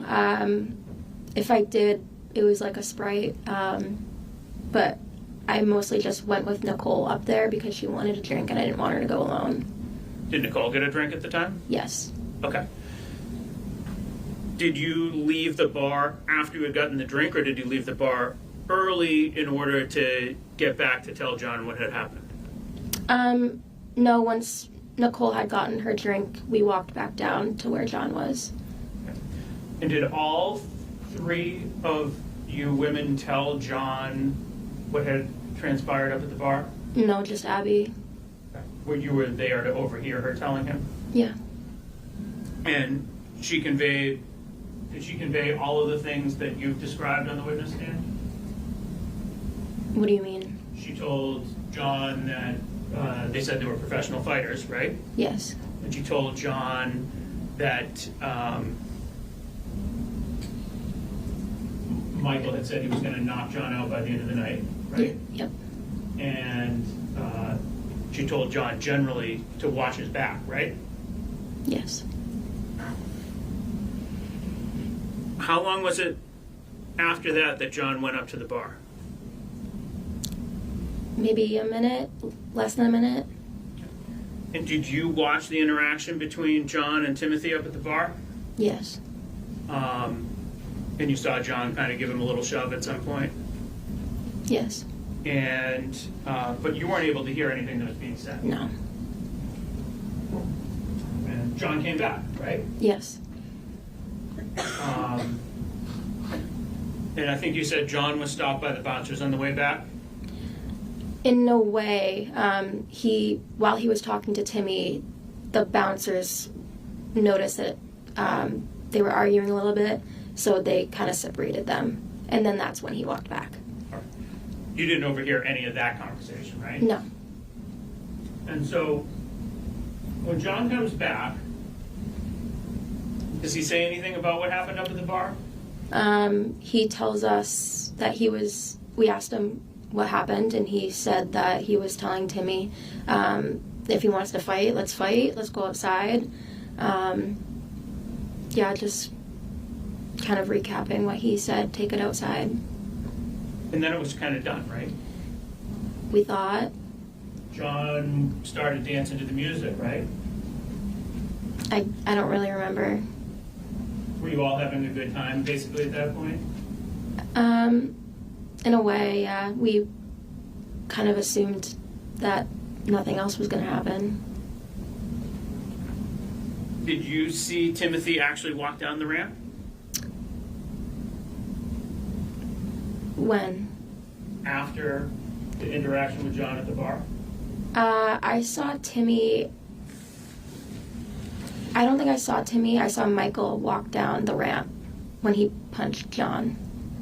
Did you see Timothy and Michael speaking right before Michael punched John? I saw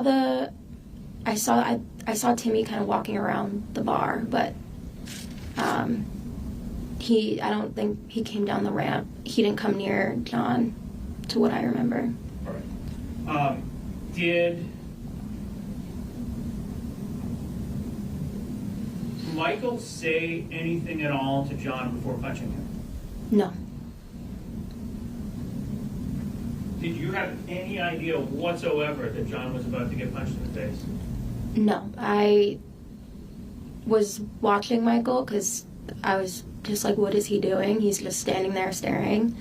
It all kind of just happened really quickly. John didn't say anything at all to Michael at that time, did he? No. John didn't move towards Michael at all, did he? No. John didn't make any kind of threats towards Michael? No. Would you describe the punch as a sucker punch? Yeah. And it was a pretty forceful blow, right? I guess. He wound up Yeah. and followed all the way through, right? Mm-hmm.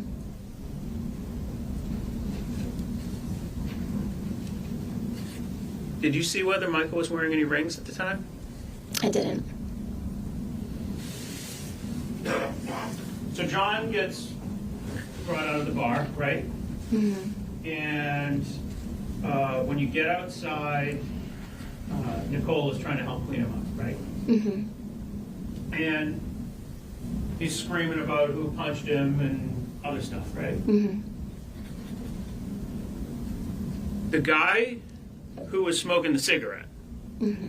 did you see whether he walked across the street or was you just noticed him standing nearby? I just noticed him standing. And he was one of those three people that was talking to the three of you women at the beginning of the night, right? Yes. What did he say when you first noticed him? What did the man with the cigarette say? Yeah. I don't think he said anything. At some point, did he end up in a conversation with John?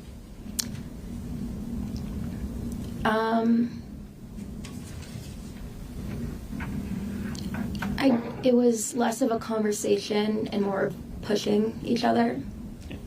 Did John tell him to beat feet, get lost? Anything along those lines? I don't think so. Did Abby say anything along those lines to him? Me, Nicole, and Abby were begging the guy not to get involved and to just walk away. But he didn't walk away, did he? No. He got involved, right? Mm-hmm. When did you notice Michael Mendoza on top of the snowbank with the pepper spray? Very shortly after, if not towards the end of John fighting with the man smoking a cigarette. Okay. And up until that very moment, you had no idea that John had a gun with him, right? No idea. He didn't say anything about it in your presence? Not that I heard. And he didn't show it to you, or he didn't display it in a public way, right? He didn't display it to me. And so when Mendoza approaches, he stands up on top of the snowbank so that he's kind of looking down at John, right? Yes. And how close would you say the can of pepper spray was to John's face? It wasn't right in his face, but maybe like a few feet. You carry pepper spray, right? Yes. And have you ever had to use it? No. Do you know how to use it? Yes. Was it close enough to use? Yes. And you had it with you that night, right? I did. But you didn't get it out at that point. No. I never took it out of my pocket. So John pulls out the gun and drops it, right? Mm-hmm. When you heard that click, was that before or after he dropped the gun? Before. And you described it as taking off the safety, but you don't know how this gun works, right? No. So you don't know whether he was taking off the safety or doing something else, right? No. And have you ever heard of racking a pistol? No. Was the sound consistent with pulling back the top of it and letting it go? Yes.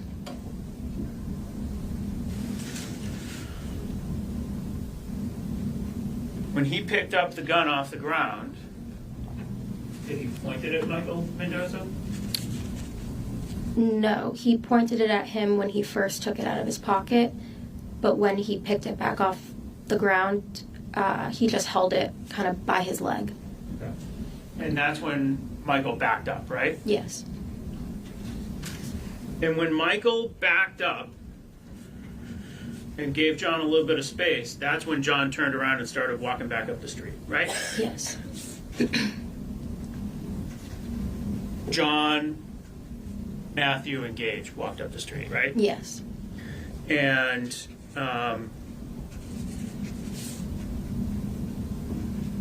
Michael and Trenton followed them up the street, right? Yes. But you and Abby and Nicole stayed behind, Yes. even though Abby did not want to stay behind. Correct. How long was it before Timothy came walking by? Within, I'd say like 5 minutes, less than 5 minutes. And when Abby walks by, when Timothy walks by, he's not running, but he's moving, right? He was kind of casually walking. Yeah. Fair to say, though, he originally walks past you, and Abby struggles to get away from the two of you and then chases him down, right? Yeah, and she pushed him for a second time. And that's when you and Nicole and Abby all have the conversation with Timothy, right? Mm-hmm. And he dares Abby to punch him in the face, right? I don't know exactly what he said, but I do remember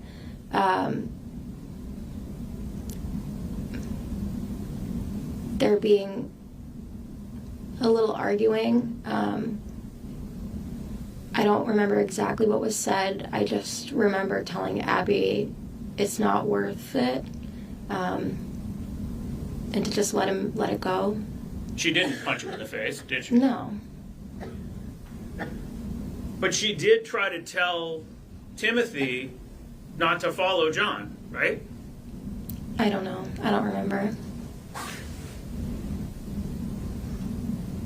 At any rate, he got away from Abby, right? Mm-hmm. And followed John up the street. Yes.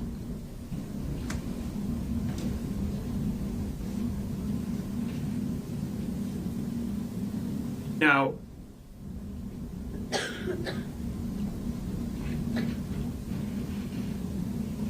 at some point after the shooting, you bumped in to Trenton Nash, didn't you? Yes, as we were leaving to walk back to the car. Yeah.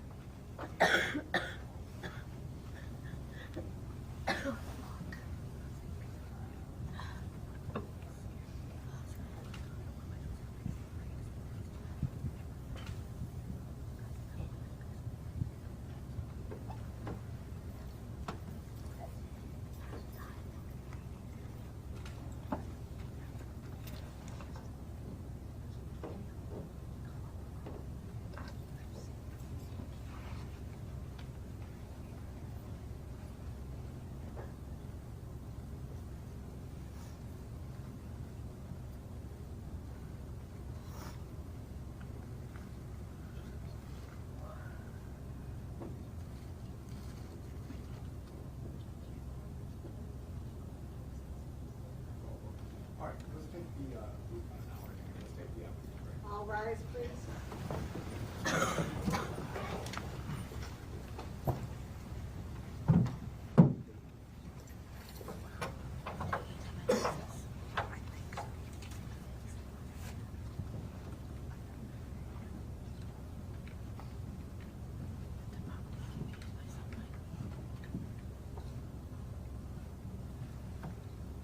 Be seated.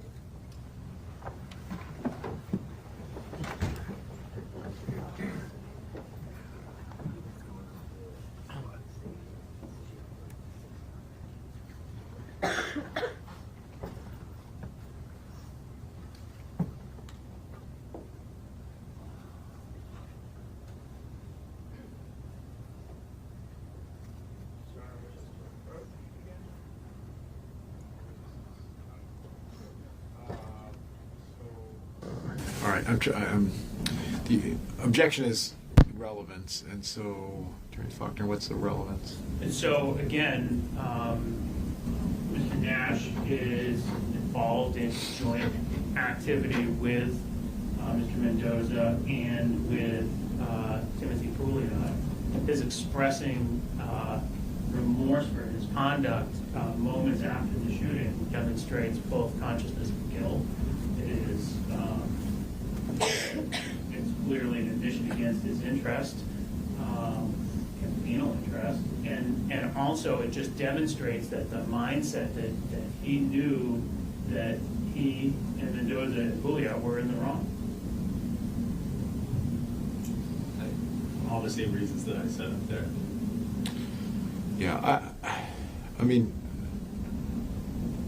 I don't, to the extent it's relevant, I think the unfair prejudice outweighs it, because it's not clear what he's apologizing about. I mean, he's not apologizing to the defendant, he's apologizing to this witness and her friends, and that could be interpreted in any number of ways, including that he's sorry that they were present for this. I mean, just not sure that it adds anything to the May I approach my notes so that I think Sure. it's a little bit more. Okay, if there's more detail, sure.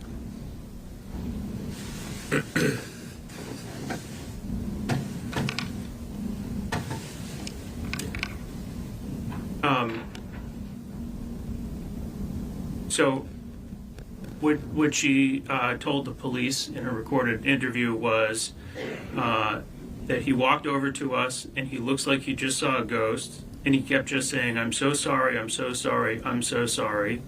And she asked him, "Did anybody get hurt?" And he just looks at me and he's like, "You don't want to know." That's what Trenton Nash tells to Olivia Lonardo. It's not. To the extent it's relevant, the unfair prejudice outweighs the relevance, so I'm not going to. Okay. All right, so we'll take a recess, be back in 10 past.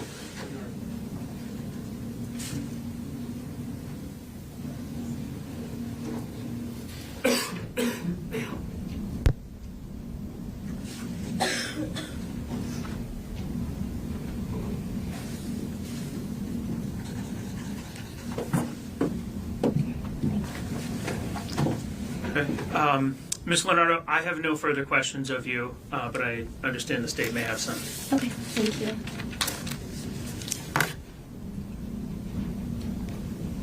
Thank you.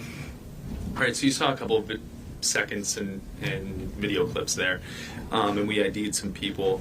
Do you see John Delee in the courtroom right now? I do. Can you just, if you can point out where he is, and for the record, which is recorded via audio, can you just grab a piece of clothing he's wearing? Yep, he's sitting over there wearing a blue tie. And Your Honor, if the court can reflect that the witness has identified the defendant. It would. Thank you. I want to talk a little bit just about a couple of things, or go back to. So that moment that Mr. Mendoza takes that swing at the defendant, bars loud. I heard you testifying to that. Yes. Okay. Would you consider that moment fairly chaotic? Yes. Was there a lot going on? Yes. Okay. And you would testify you weren't anticipating on seeing a fight right then? No. Okay. Similarly, when you're outside and this happens with the man with the cigarette and the defendant, a lot going on? Yes. You reference the defendant, he's screaming, yelling, Yes. right? And there's Abby is screaming. Yes. Okay, there's a lot going on. With every... Yes, sorry. Apologize.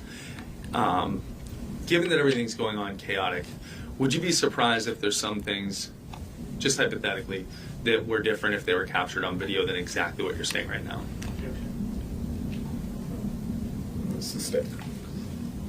Ms. Lonardo, if the video showed, for example, that Mr. Nash did not actually swing at the defendant, does your memory reflect something differently?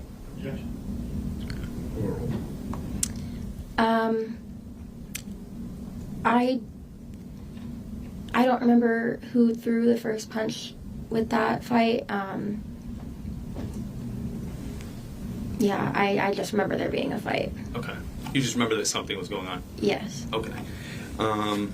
You also mentioned that Mr. Nash, or Trenton, the man with the cigarette, and Michael walked up the street, correct? Yes. And that was after the defendant and his friends were walking up the sidewalk?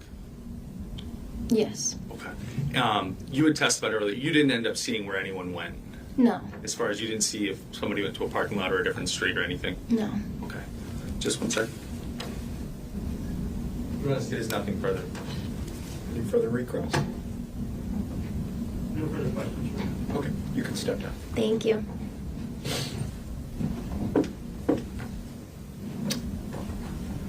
All right, ready to call your next witness? Yes, Your Honor. The state calls Officer Jeffrey Biza.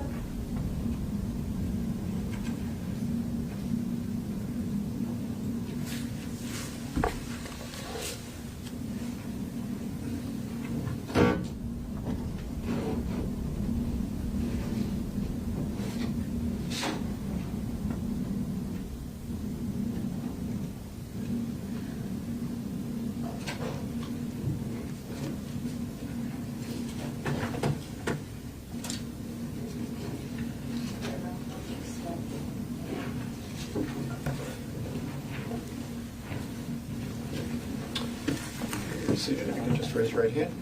Do you solemnly swear the testimony you're about to give will be the truth, the whole truth, and nothing but the truth, so help you God? I swear. Please have a seat. Officer Biza, could you state your name and spell your first and last name for the record, please?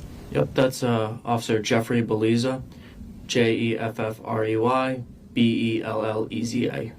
Thank you. Where are you currently employed? The Manchester Police Department. And how long have you worked for Manchester? 3 years. Are you certified as a full-time officer? I am. I'm going to turn your attention right now to January 28th, 2023. Were you working that night? I was. Or I should say early morning? Yes, I was. Okay. What shift were you on? The midnight shift. So you had started on the 27th and you're going into the morning of the 28th? That is correct. As part of your duties that night, did you respond to 50 Old Granite Street in Manchester? I did. And why did you respond there? I responded there for a call of shots fired. Do you know which officer was reporting shots fired? That was Officer Eric Smith. Where were you when you heard that call come out? I was near the Delta Dental Stadium, the Fisher Cat Stadium, in that general area. Okay, so how long did it take you to arrive at the Old Granite Street location from where you were? I would say less than 2 minutes. Were you on foot or were you in a car? Or? I was in my vehicle. What did you observe when you arrived at the scene? I observed a large crowd, and I observed Officer Smith detaining somebody at gunpoint. Had you seen, I think we know this, but you hadn't seen any of the events that led up to that point, is that? That is correct. Correct? Okay. What did you do at that point? At that point, I ran out to assist Officer Smith in detaining a subject. And what was your role in the detention? My role was providing commands to that subject and then actually putting handcuffs on him. And while you were putting handcuffs on this person, where was Officer Smith? Officer Smith was to the left of me, just providing cover. Were you aware whether the person had a weapon at all when you arrived? I was aware of a weapon that was on the ground near Officer Smith. However, we weren't sure if we had another one, so at that point we were still trying to find out. Okay, but you were aware that there was a weapon on the ground? That is correct. Do you see that person in the courtroom today, one that you detained? I do. Can you describe that person for something that he's wearing? From that night or to right now? I'm sorry. Could you describe what he's wearing right now? He's wearing a dark suit with a blue tie. May the record reflect that the officers identified the defendant, Your Honor. Were you so you were in full uniform, you were in your normal gear that night when you That is responded? correct. Okay, so were you wearing a body cam? I was. Did you activate it at some point that night? I did. When did you activate? Oh, Sorry. Right after I got out of my cruiser, I had attempted to activate it. Realized it activated right when I pulled my weapon out. And your body cam, like most, doesn't have sound immediately when it starts, is that correct? That is correct.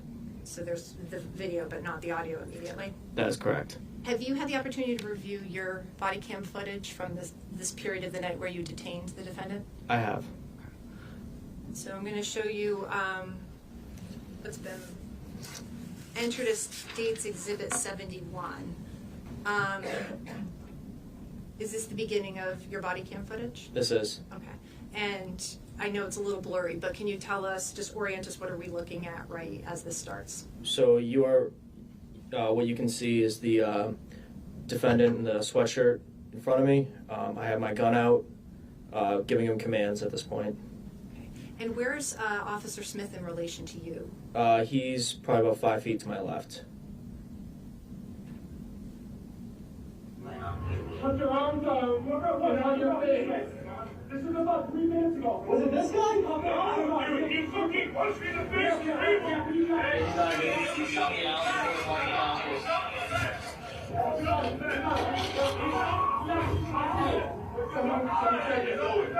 I got him. Hey, for now, just turn around. You're in custody right now, okay? Understand what's going on with the fucking situation.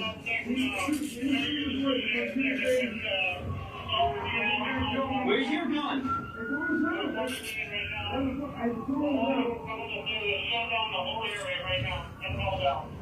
Hey, Sarge, they think he went to a market basket. No, What's the description? Where's the fucking other guy? dude, what over there?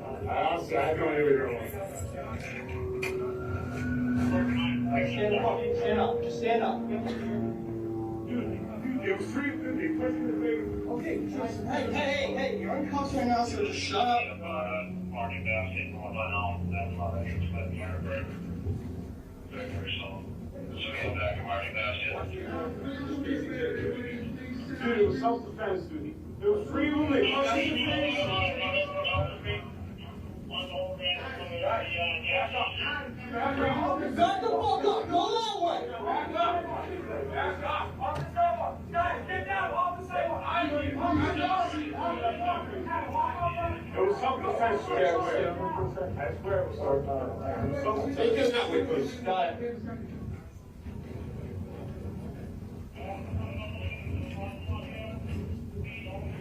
Take a seat. Just stand. That's fine. Right now. Just, we're gonna ask you a bunch of questions. Just, you are to take. So your body cam continued after that point, correct? That is correct. So I'll just give another. So I'll remind you again, ladies and gentlemen, you're not going to see the remainder of the video based on pretrial rulings in the case. So don't speculate about the portions you're not seeing. Okay. Did you observe any injuries to the defendant when you were dealing with him? I did. Attention. What did you observe? I observed a laceration. I believe it was above his left eye. And how deep did this laceration appear to be, just from your visual? It looked pretty minor. It looked fresh, but it was pretty minor. Okay. In the time that you were with the defendant at the scene, did he receive any sort of medical attention for that? From what I can remember, we brought him to be seen by AMR, and he refused medical attention. And what's AMR? Sorry, that's the ambulance service for Manchester. Were they on scene, or did you have to bring him someplace? They were on scene as soon as the scene was secured. And he refused to have them look at it, or? That is correct. Let me just have a moment. Nothing further for you. Defense counsel, may have a question.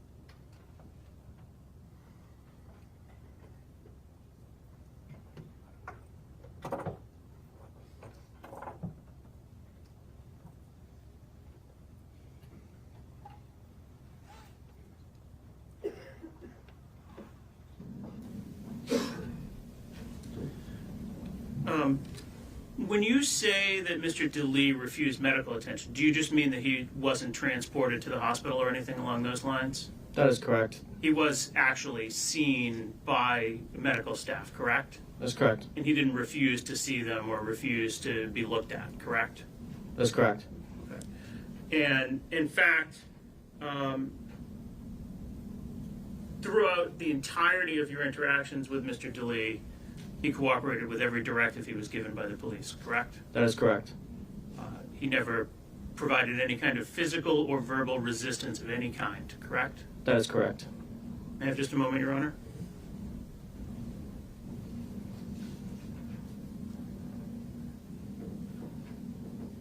No further questions, Your Honor. Further? Nothing further from the state, Your Honor. Okay. You can step down. Can we Yeah. want to take a? You need a break. If we can, yes.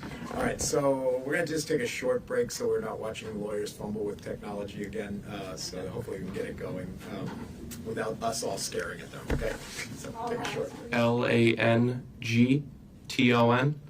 And Detective, where do you work? The Manchester, New Hampshire Police Department. And how long have you worked there for? Over 7.5 years. 7.5 years. Is this your first law enforcement job? Yes, it is. And what's your current assignment with Manchester PD? I'm a detective within the domestic violence unit where I've been for 2.5 years. And what types of crimes and investigations do you do? Assaults, sexual assaults, homicides, shootings, burglaries, harassment, stalking, and the list goes on from there. And in addition to investigating like interviews and things like that, do you investigate crime scenes? Yes, I do. Actual scenes? Yes.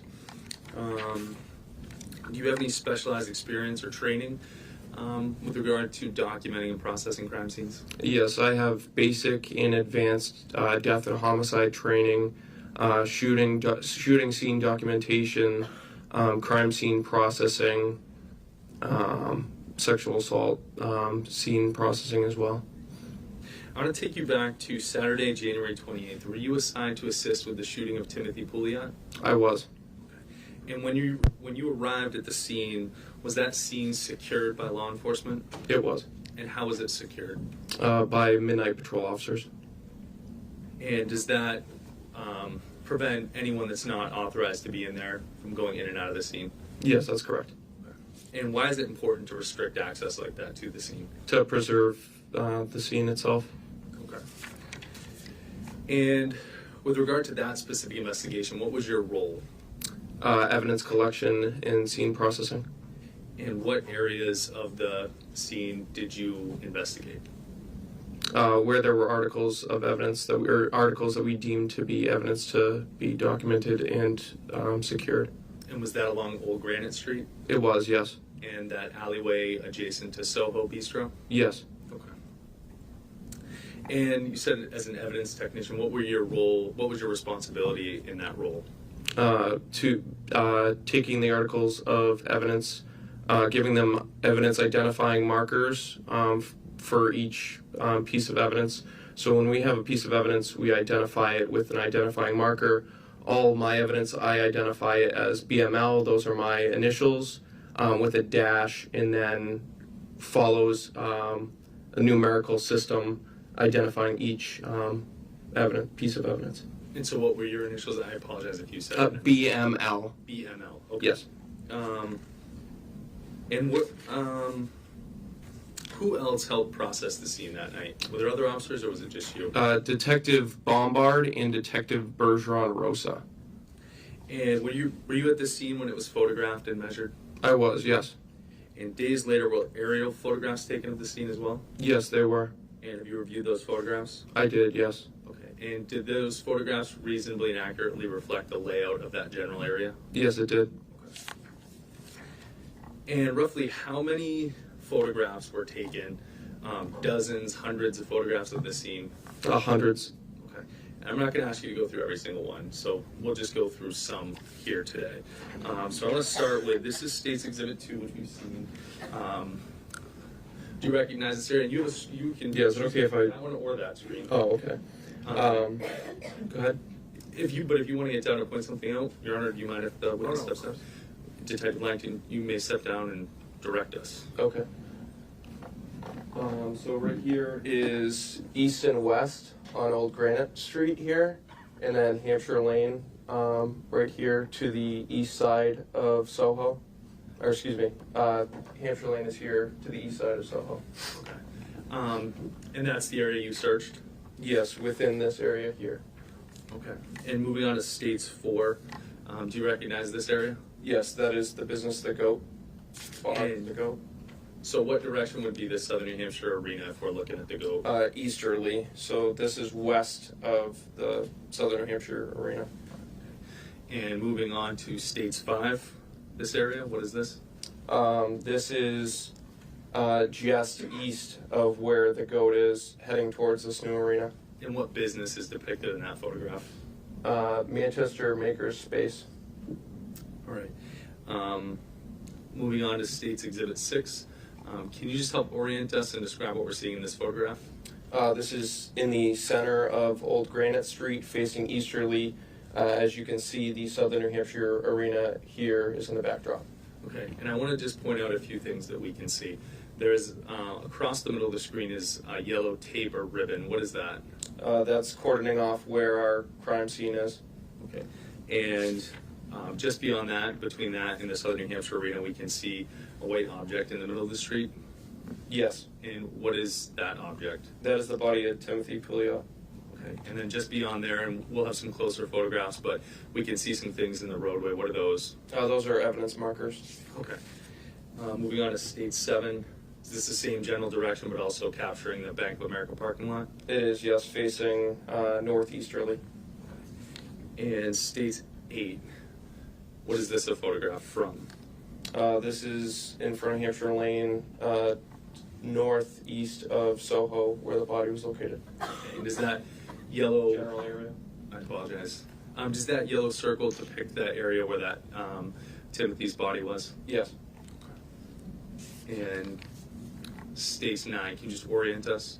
This is facing northerly. This is the same general area as the previous photo, but we're just facing north here.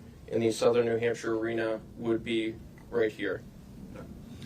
And moving on to States 10, this is a little bit closer of that footage, or excuse me, that angle we saw earlier, correct? That's correct, yes. And now we can start to see those yellow markers that you were talking about a little bit better? Yes.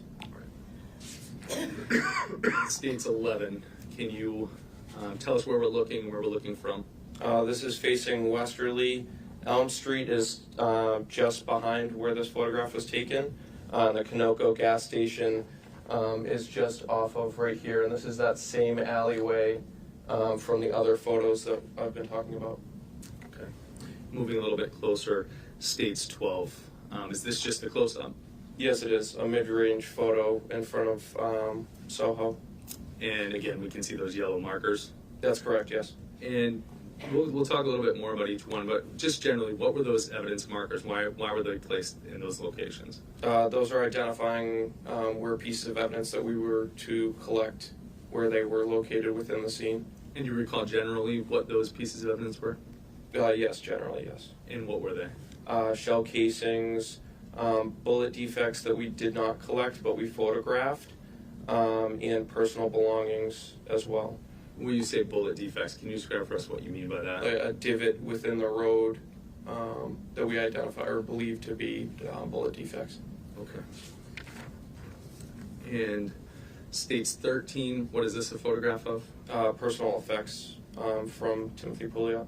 So these are the contents of his pockets? Yes. Any weapons? No. Okay. Moving on to States 14, starting to look to the right a little bit, correct? Yes, this is looking south, a little southwest across from Soho. And the Bank of America parking lot is right here. And then from this perspective, on States 15, is this looking to our left from that previous position? Yes. In State 16, can you just describe for record purposes what we're seeing in this photograph? Evidence markers that are in the center of Old Granite Street, just north of the alleyway. And top of the picture, is that looking down Hampshire Lane? It is, yes, southerly. And now State 17, where's this photograph taken from? Looking northerly, so the previous photo was taken facing southerly, up by where that manhole cover is, to where the detective is shooting northerly here. And States 18? This is just north of where that manhole cover was that we saw in the previous photo, facing southeast where the Conoco gas station is. And moving on to States 19, can you just tell us what we're seeing in this photograph? This is the sidewalk on the north side of Conoco, an evidence marker BML1. The firearm is seen within this photograph. So in that yellow box right there? Yes, that's correct. And was that firearm collected? Yes, it was. And did you give it one of those evidence numbers that you had spoken about earlier? I did. And what was that evidence number? BML 1. And did that firearm have a magazine in it? It did, yes. And did that also get a separate evidence number? Yes. And what was that evidence number? BML 1A.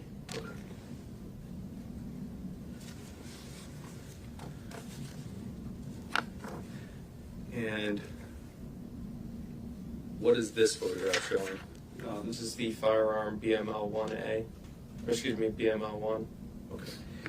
And with regard to the firearm, was there a round in the chamber? There was, yes. Okay. Was that the item that was labeled BLMA, the bullet that was in the chamber?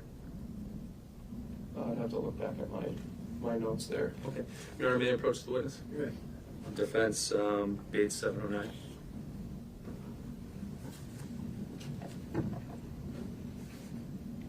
So you have that just refresher real quick. So the magazine was BML 1B, and the chambered round was A. Did that refresh your recollection? It did, yes. And just to clarify the record, can you just describe for us or tell us what the evidence number was for the magazine? The magazine was BML 1B. And the round in the chamber? BML 1A. Okay, thank you.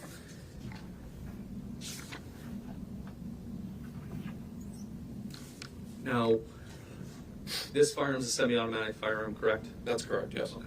When a casing is ejected from the firearm, does every casing go to the exact same spot? No. Okay. And what are some of the things that can happen when a casing is ejected onto, say, a hard surface like a piece of pavement? It can roll depending on the weather. If it's windy, it'll be within a general area.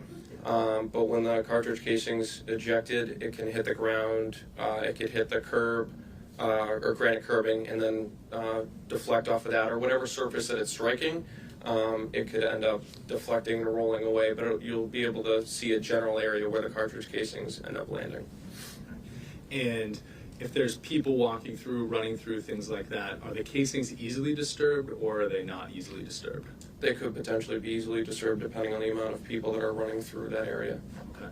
So the casing location just gives you, I think you said, a general area of where the gun fired. Yes, that's correct. Okay. So going back to those, going on to that next photograph. So you said the magazine was BLM 1B. Yeah, BML 1B, yes, was the magazine. Okay. And do you see that in the photograph? I do, yes, right here. Okay. And you just pointed to the right side of the photograph? I did, yes. Okay. And State's Exhibit 22, is this just a close-up of those evidence markers and Timothy's body that we talked about earlier? It is, yes. What, moving on to State's 23, what was 20? What was evidence marker 20 marking? If I believe correctly, BML 20 was the bullet defect that was in the road. And did you find casings in this investigation? Yes, we did. How many casings did you find? Would I be able to look back at my notes for the exact number? Yes. Your Honor, may I approach? Defense, same.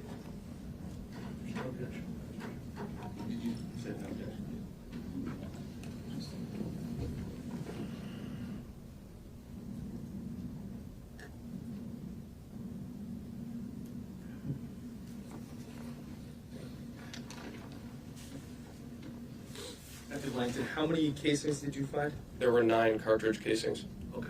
And were each one of those photographed and marked with a evidence marker? Yes, they were. Okay. This is State's Exhibit 24. Is this one of those casings? Yes, it is. And State's Exhibit 25, is this another one of those casings? Yes, it is. And this is State's Exhibit 26. Is this one of those casings? Yes, it is. And State's Exhibit 27? Yes. And State's Exhibit 28, is that one of those casings? Yes, it is. And State's Exhibit 29, is that Yes. one of those? That is the same, yes. And State's Exhibit 30? Yes. And State's Exhibit 31? Yes. and State's Exhibit 32.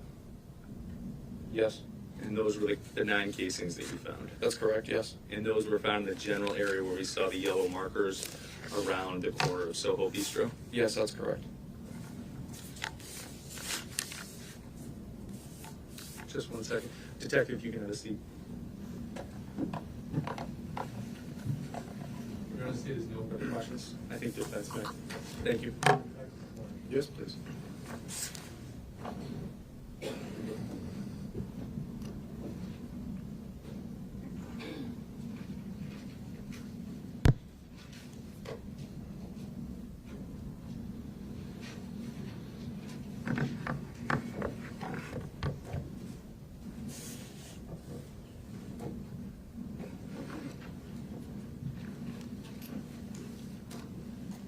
But we have a number of exhibits that I may ask to be published to the jury as I go through them.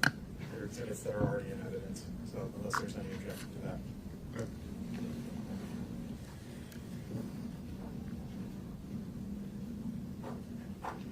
Good afternoon, Detective. Good afternoon, sir. So, Detective, just to set the scene for us, how soon after the incident call-out did you arrive? I don't recall exactly how long, but it was a few hours, if I remember correctly, sir. Okay. So, you typically get a call how long after an incident takes place to collect evidence?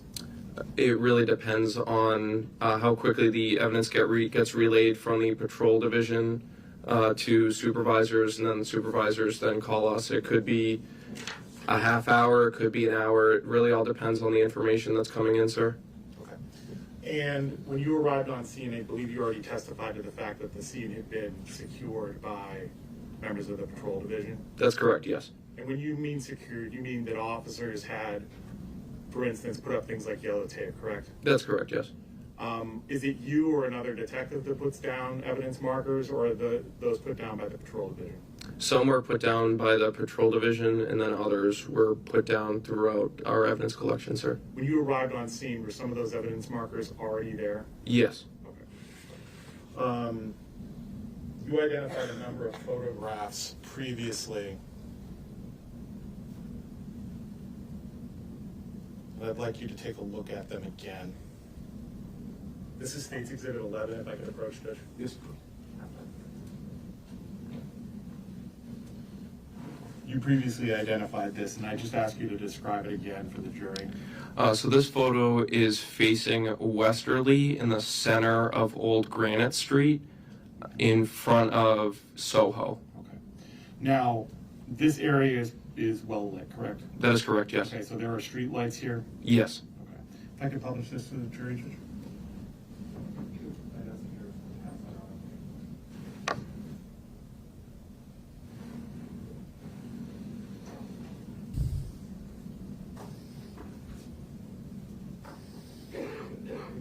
Now, Detective, you previously identified a number of photographs of an alleyway that intersects with Old Granite Street, correct? Yes, that's correct. And you'd be able to identify the photos that you previously identified, correct? Yes, sir. Now, it's fair to say that you arrived on scene several hours after the incident, correct? That's correct. Okay. To your recollection or your knowledge, did the incident take place at night? Yes. Those two photographs that I've just handed you, are those consistent with the photographs you just identified on behalf of the state? That's correct, yes. Are those two photographs pictures of the alleyway that abuts with Old Granite with the Soho Bistro on the corner? Yes. Okay. And those were taken at night, correct? Yes. Okay. And the incident occurred at night? Yes. Yes. 15. That would be State's Exhibit 15 and State's Exhibit 16.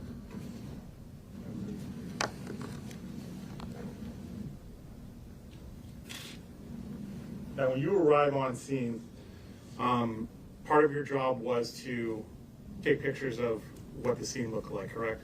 Yeah, that's correct. And that was to adequately document what everything looked like at the moment that patrol officers arrived on scene, correct? Yes, that's correct. And that's to document it so that it could be shown to the jury as best as possible what the scene looked like when you arrived. Yes. Okay. And that includes the collection of all the other evidence, including the shell casings and everything like that, correct? Yes. Okay. You previously spoke to the state's attorney about what you identified as BML-1A. Strike that. BML-1. Yes. That's the Glock firearm, correct? Yes, that's correct. And you took photographs of that firearm?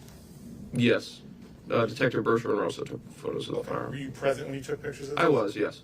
Okay. And you were able to identify that photograph, correct? Yes. Is this that photograph? Yes, it is. This is State's Exhibit 20. State's Exhibit 20 is a photograph of the Glock handgun as it existed at the moment that you arrived on scene with Detective Bergeron, you stated? Detective Bergeron Rosa and Detective Bombard. Okay. Is that an accurate representation of what it looked like? Yes. Okay. There ice on that firearm? It appears so, yes. Is there snow on the ground that night? Yes, there was. It was cold out? Yes. I apologize, Judge. I'd asked to publish that to the jury. Oh, yeah, of course. If it's a full exhibit, you can publish it.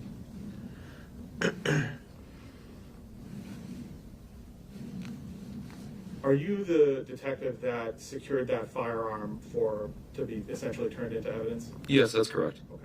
When you secure a firearm, do you follow up a standard procedure prescribed by the Manchester Police Department?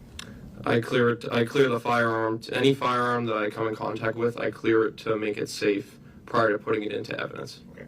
So you document where you find the firearm on the ground by taking a picture of it? Yes. Okay. Then you take that firearm and you clear it. By clearing it, you mean you remove the magazine, correct? Yes, I removed the magazine, yes. And you check the chamber to make sure that there are no live rounds. That is correct. And that's the procedure you used in this case? I did, yes. You picked up the firearm, you removed the magazine? Yes. And you cleared the chamber of it? I did. And you previously testified that there was a live round in the chamber? That's correct, yes. There were also live rounds in the magazine? There was. Okay. And then you placed those items into an evidence box? I did, yes. And those evidence boxes were secured and sealed? That's correct, yes. And so you would have placed the magazine with ammunition in one box and the firearm in another one? That's correct, yes. And you placed the magazine into that box as you found it with however many rounds were loaded into it, correct? I did, yes. Okay. And then you placed the separate chambered round into another box, or with the magazine or with the firearm, I'm not sure which. Yes. Okay. And then you took a photograph of the firearm in its cleared state. Yes. And that's this photograph. That'd be correct, yes. And this is State's Exhibit 21, that we published. And that's standard procedure, right? Yes, sir. And that documents, at least for all of us, that the firearm was found loaded with rounds in the magazine and in the chamber, correct? Yes. And that was all documented in a police report? Yes. And you're able to get those evidence designators, the BML 1, 2, 3, 4, because you all documented that in a report, correct? Yes.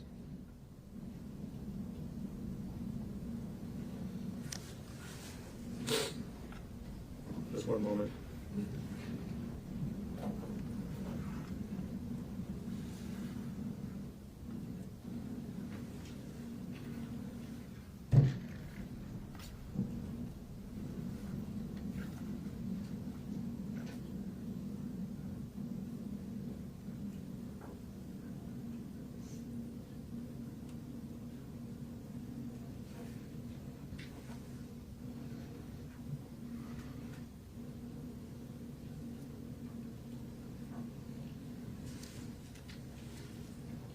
Detective, did you document the number of rounds in the magazine?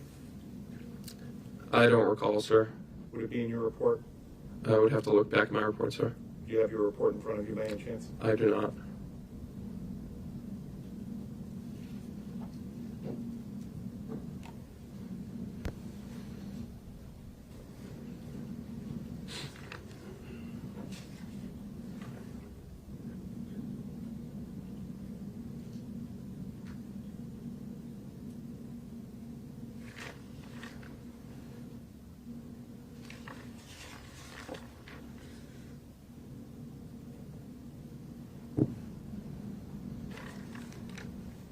Detective, I'm going to approach.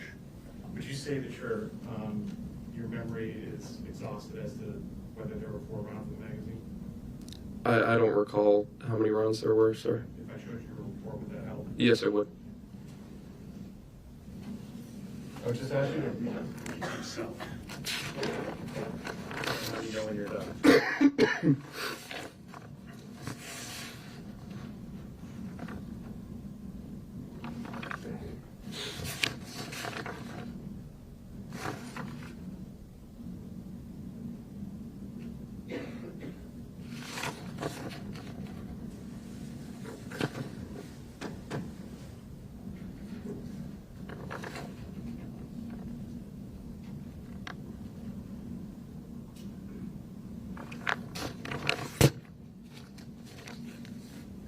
Were you able to locate that anywhere in your report? Yes.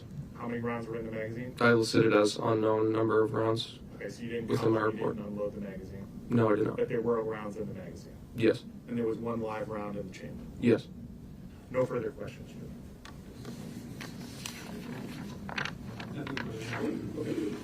Thank you, Your Honor. Actually, if you want to just give that report back to Attorney General. Yes.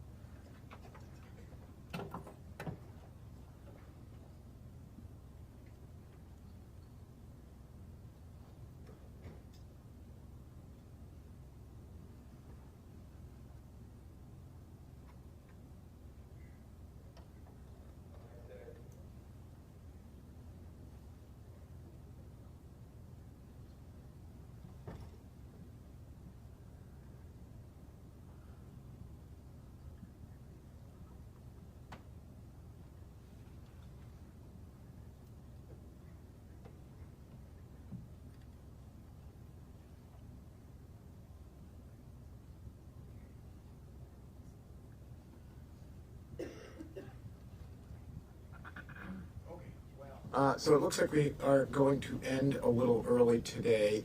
They're going to take a witness out of order here, so due to availability of a witness who had other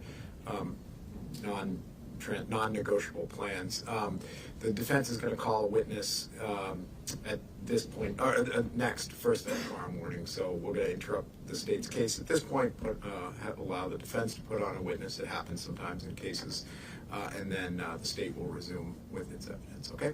So we will see you tomorrow morning at 10 o'clock. And we're still on track, so we're still on track for timing, so, okay? Thank you.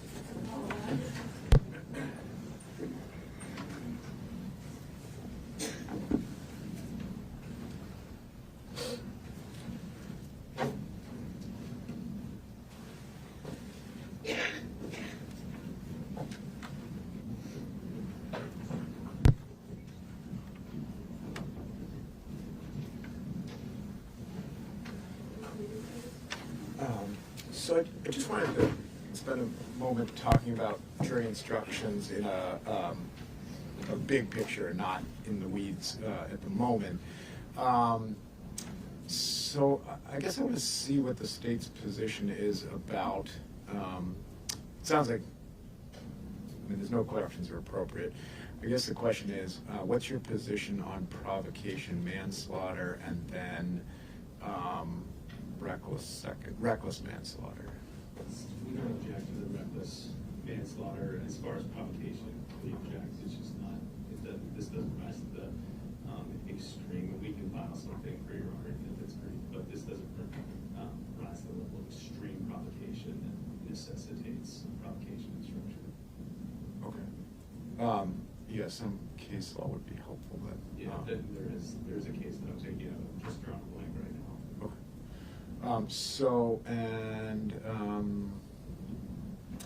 Anything. So what I was going to do. So what I was going to do is redistribute the instructions. I've included the lesser included reckless manslaughter instruction in there. and I went back, I read Soho, and I read, what's this, there's an, Soto, and there's another case that comes after that on provocation manslaughter. So I have the instruction in there. I'm not prejudging your argument yet, but it's easier for me to have it in and then take it out than it is to add it later. So I was going to distribute a copy, a new draft today, reserving, ultimate judgment until I hear all the evidence on the provocation manslaughter. So the way I've got it structured is a little bit different than Soto and the other case, which I'm drawing a blank on, that came after that. I don't have provocation manslaughter explicitly delineated as one of the elements of murder. It doesn't really, Soto is different, and that other case was closer to what we're dealing with. And I think, the statute says provocation manslaughter is murder, except that it can be reduced upon extreme provocation. And so I think it makes most sense for the jury to have to find whether or not the defendant is guilty, not find whether he's guilty or not guilty, but whether the state met the elements of second-degree murder, including, disproving self-defense. And only if they find those elements do they go on to determine whether the state has disproved the provocation beyond a reasonable doubt. So that's why I've got it structured the way it does, because it's really hard to explain to the jury what verdict they should return if you include the provocation within the elements of murder itself. And again, whether that is appropriate based on the facts here is a separate question than sort of the structure. So I just wanted to explain to you what I had done in structuring the instructions. If you think that's wrong, I obviously want to hear that. But that was my thought process. So my reaction to that is that I think there's a good bit of sense to that. I'm just not sure that the case law doesn't require it to be done the other way. Well, the case I'm thinking about that comes after Soto actually doesn't require it. It said, the trial court didn't give it that way, and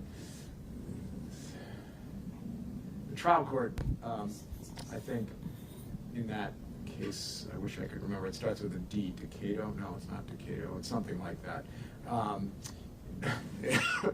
But the trial court sort of didn't do it the way I'm doing it either in that case, and yet I think that the ultimate point of that post-Soto case was that so long as the instructions clearly communicate to the jury that it's the state's burden to disprove provocation beyond a reasonable doubt, that the instructions are appropriate. And for the reasons I said, I think including the provocation within one of the delineated elements of murder makes it incredibly complicated and confusing for the jury to understand it. So I think based on that subsequent case, it's an appropriate instruction, and I think it's easier for the jury to understand what they're supposed to do that way. Soto was not really akin to this because there they had an acquittal first instruction, which we don't need in this case. And so the reason that they did provocation within murder is because of the way the acquittal first instruction. We don't need to get into all the nuances of that, but I think that in that case, it's easily distinguishable from this, and so that's why I structured it differently than Soto recommends. So, all right, so I'll distribute that this evening. If there's anything else you think I missed, let's talk about that tomorrow. Okay? Thank you.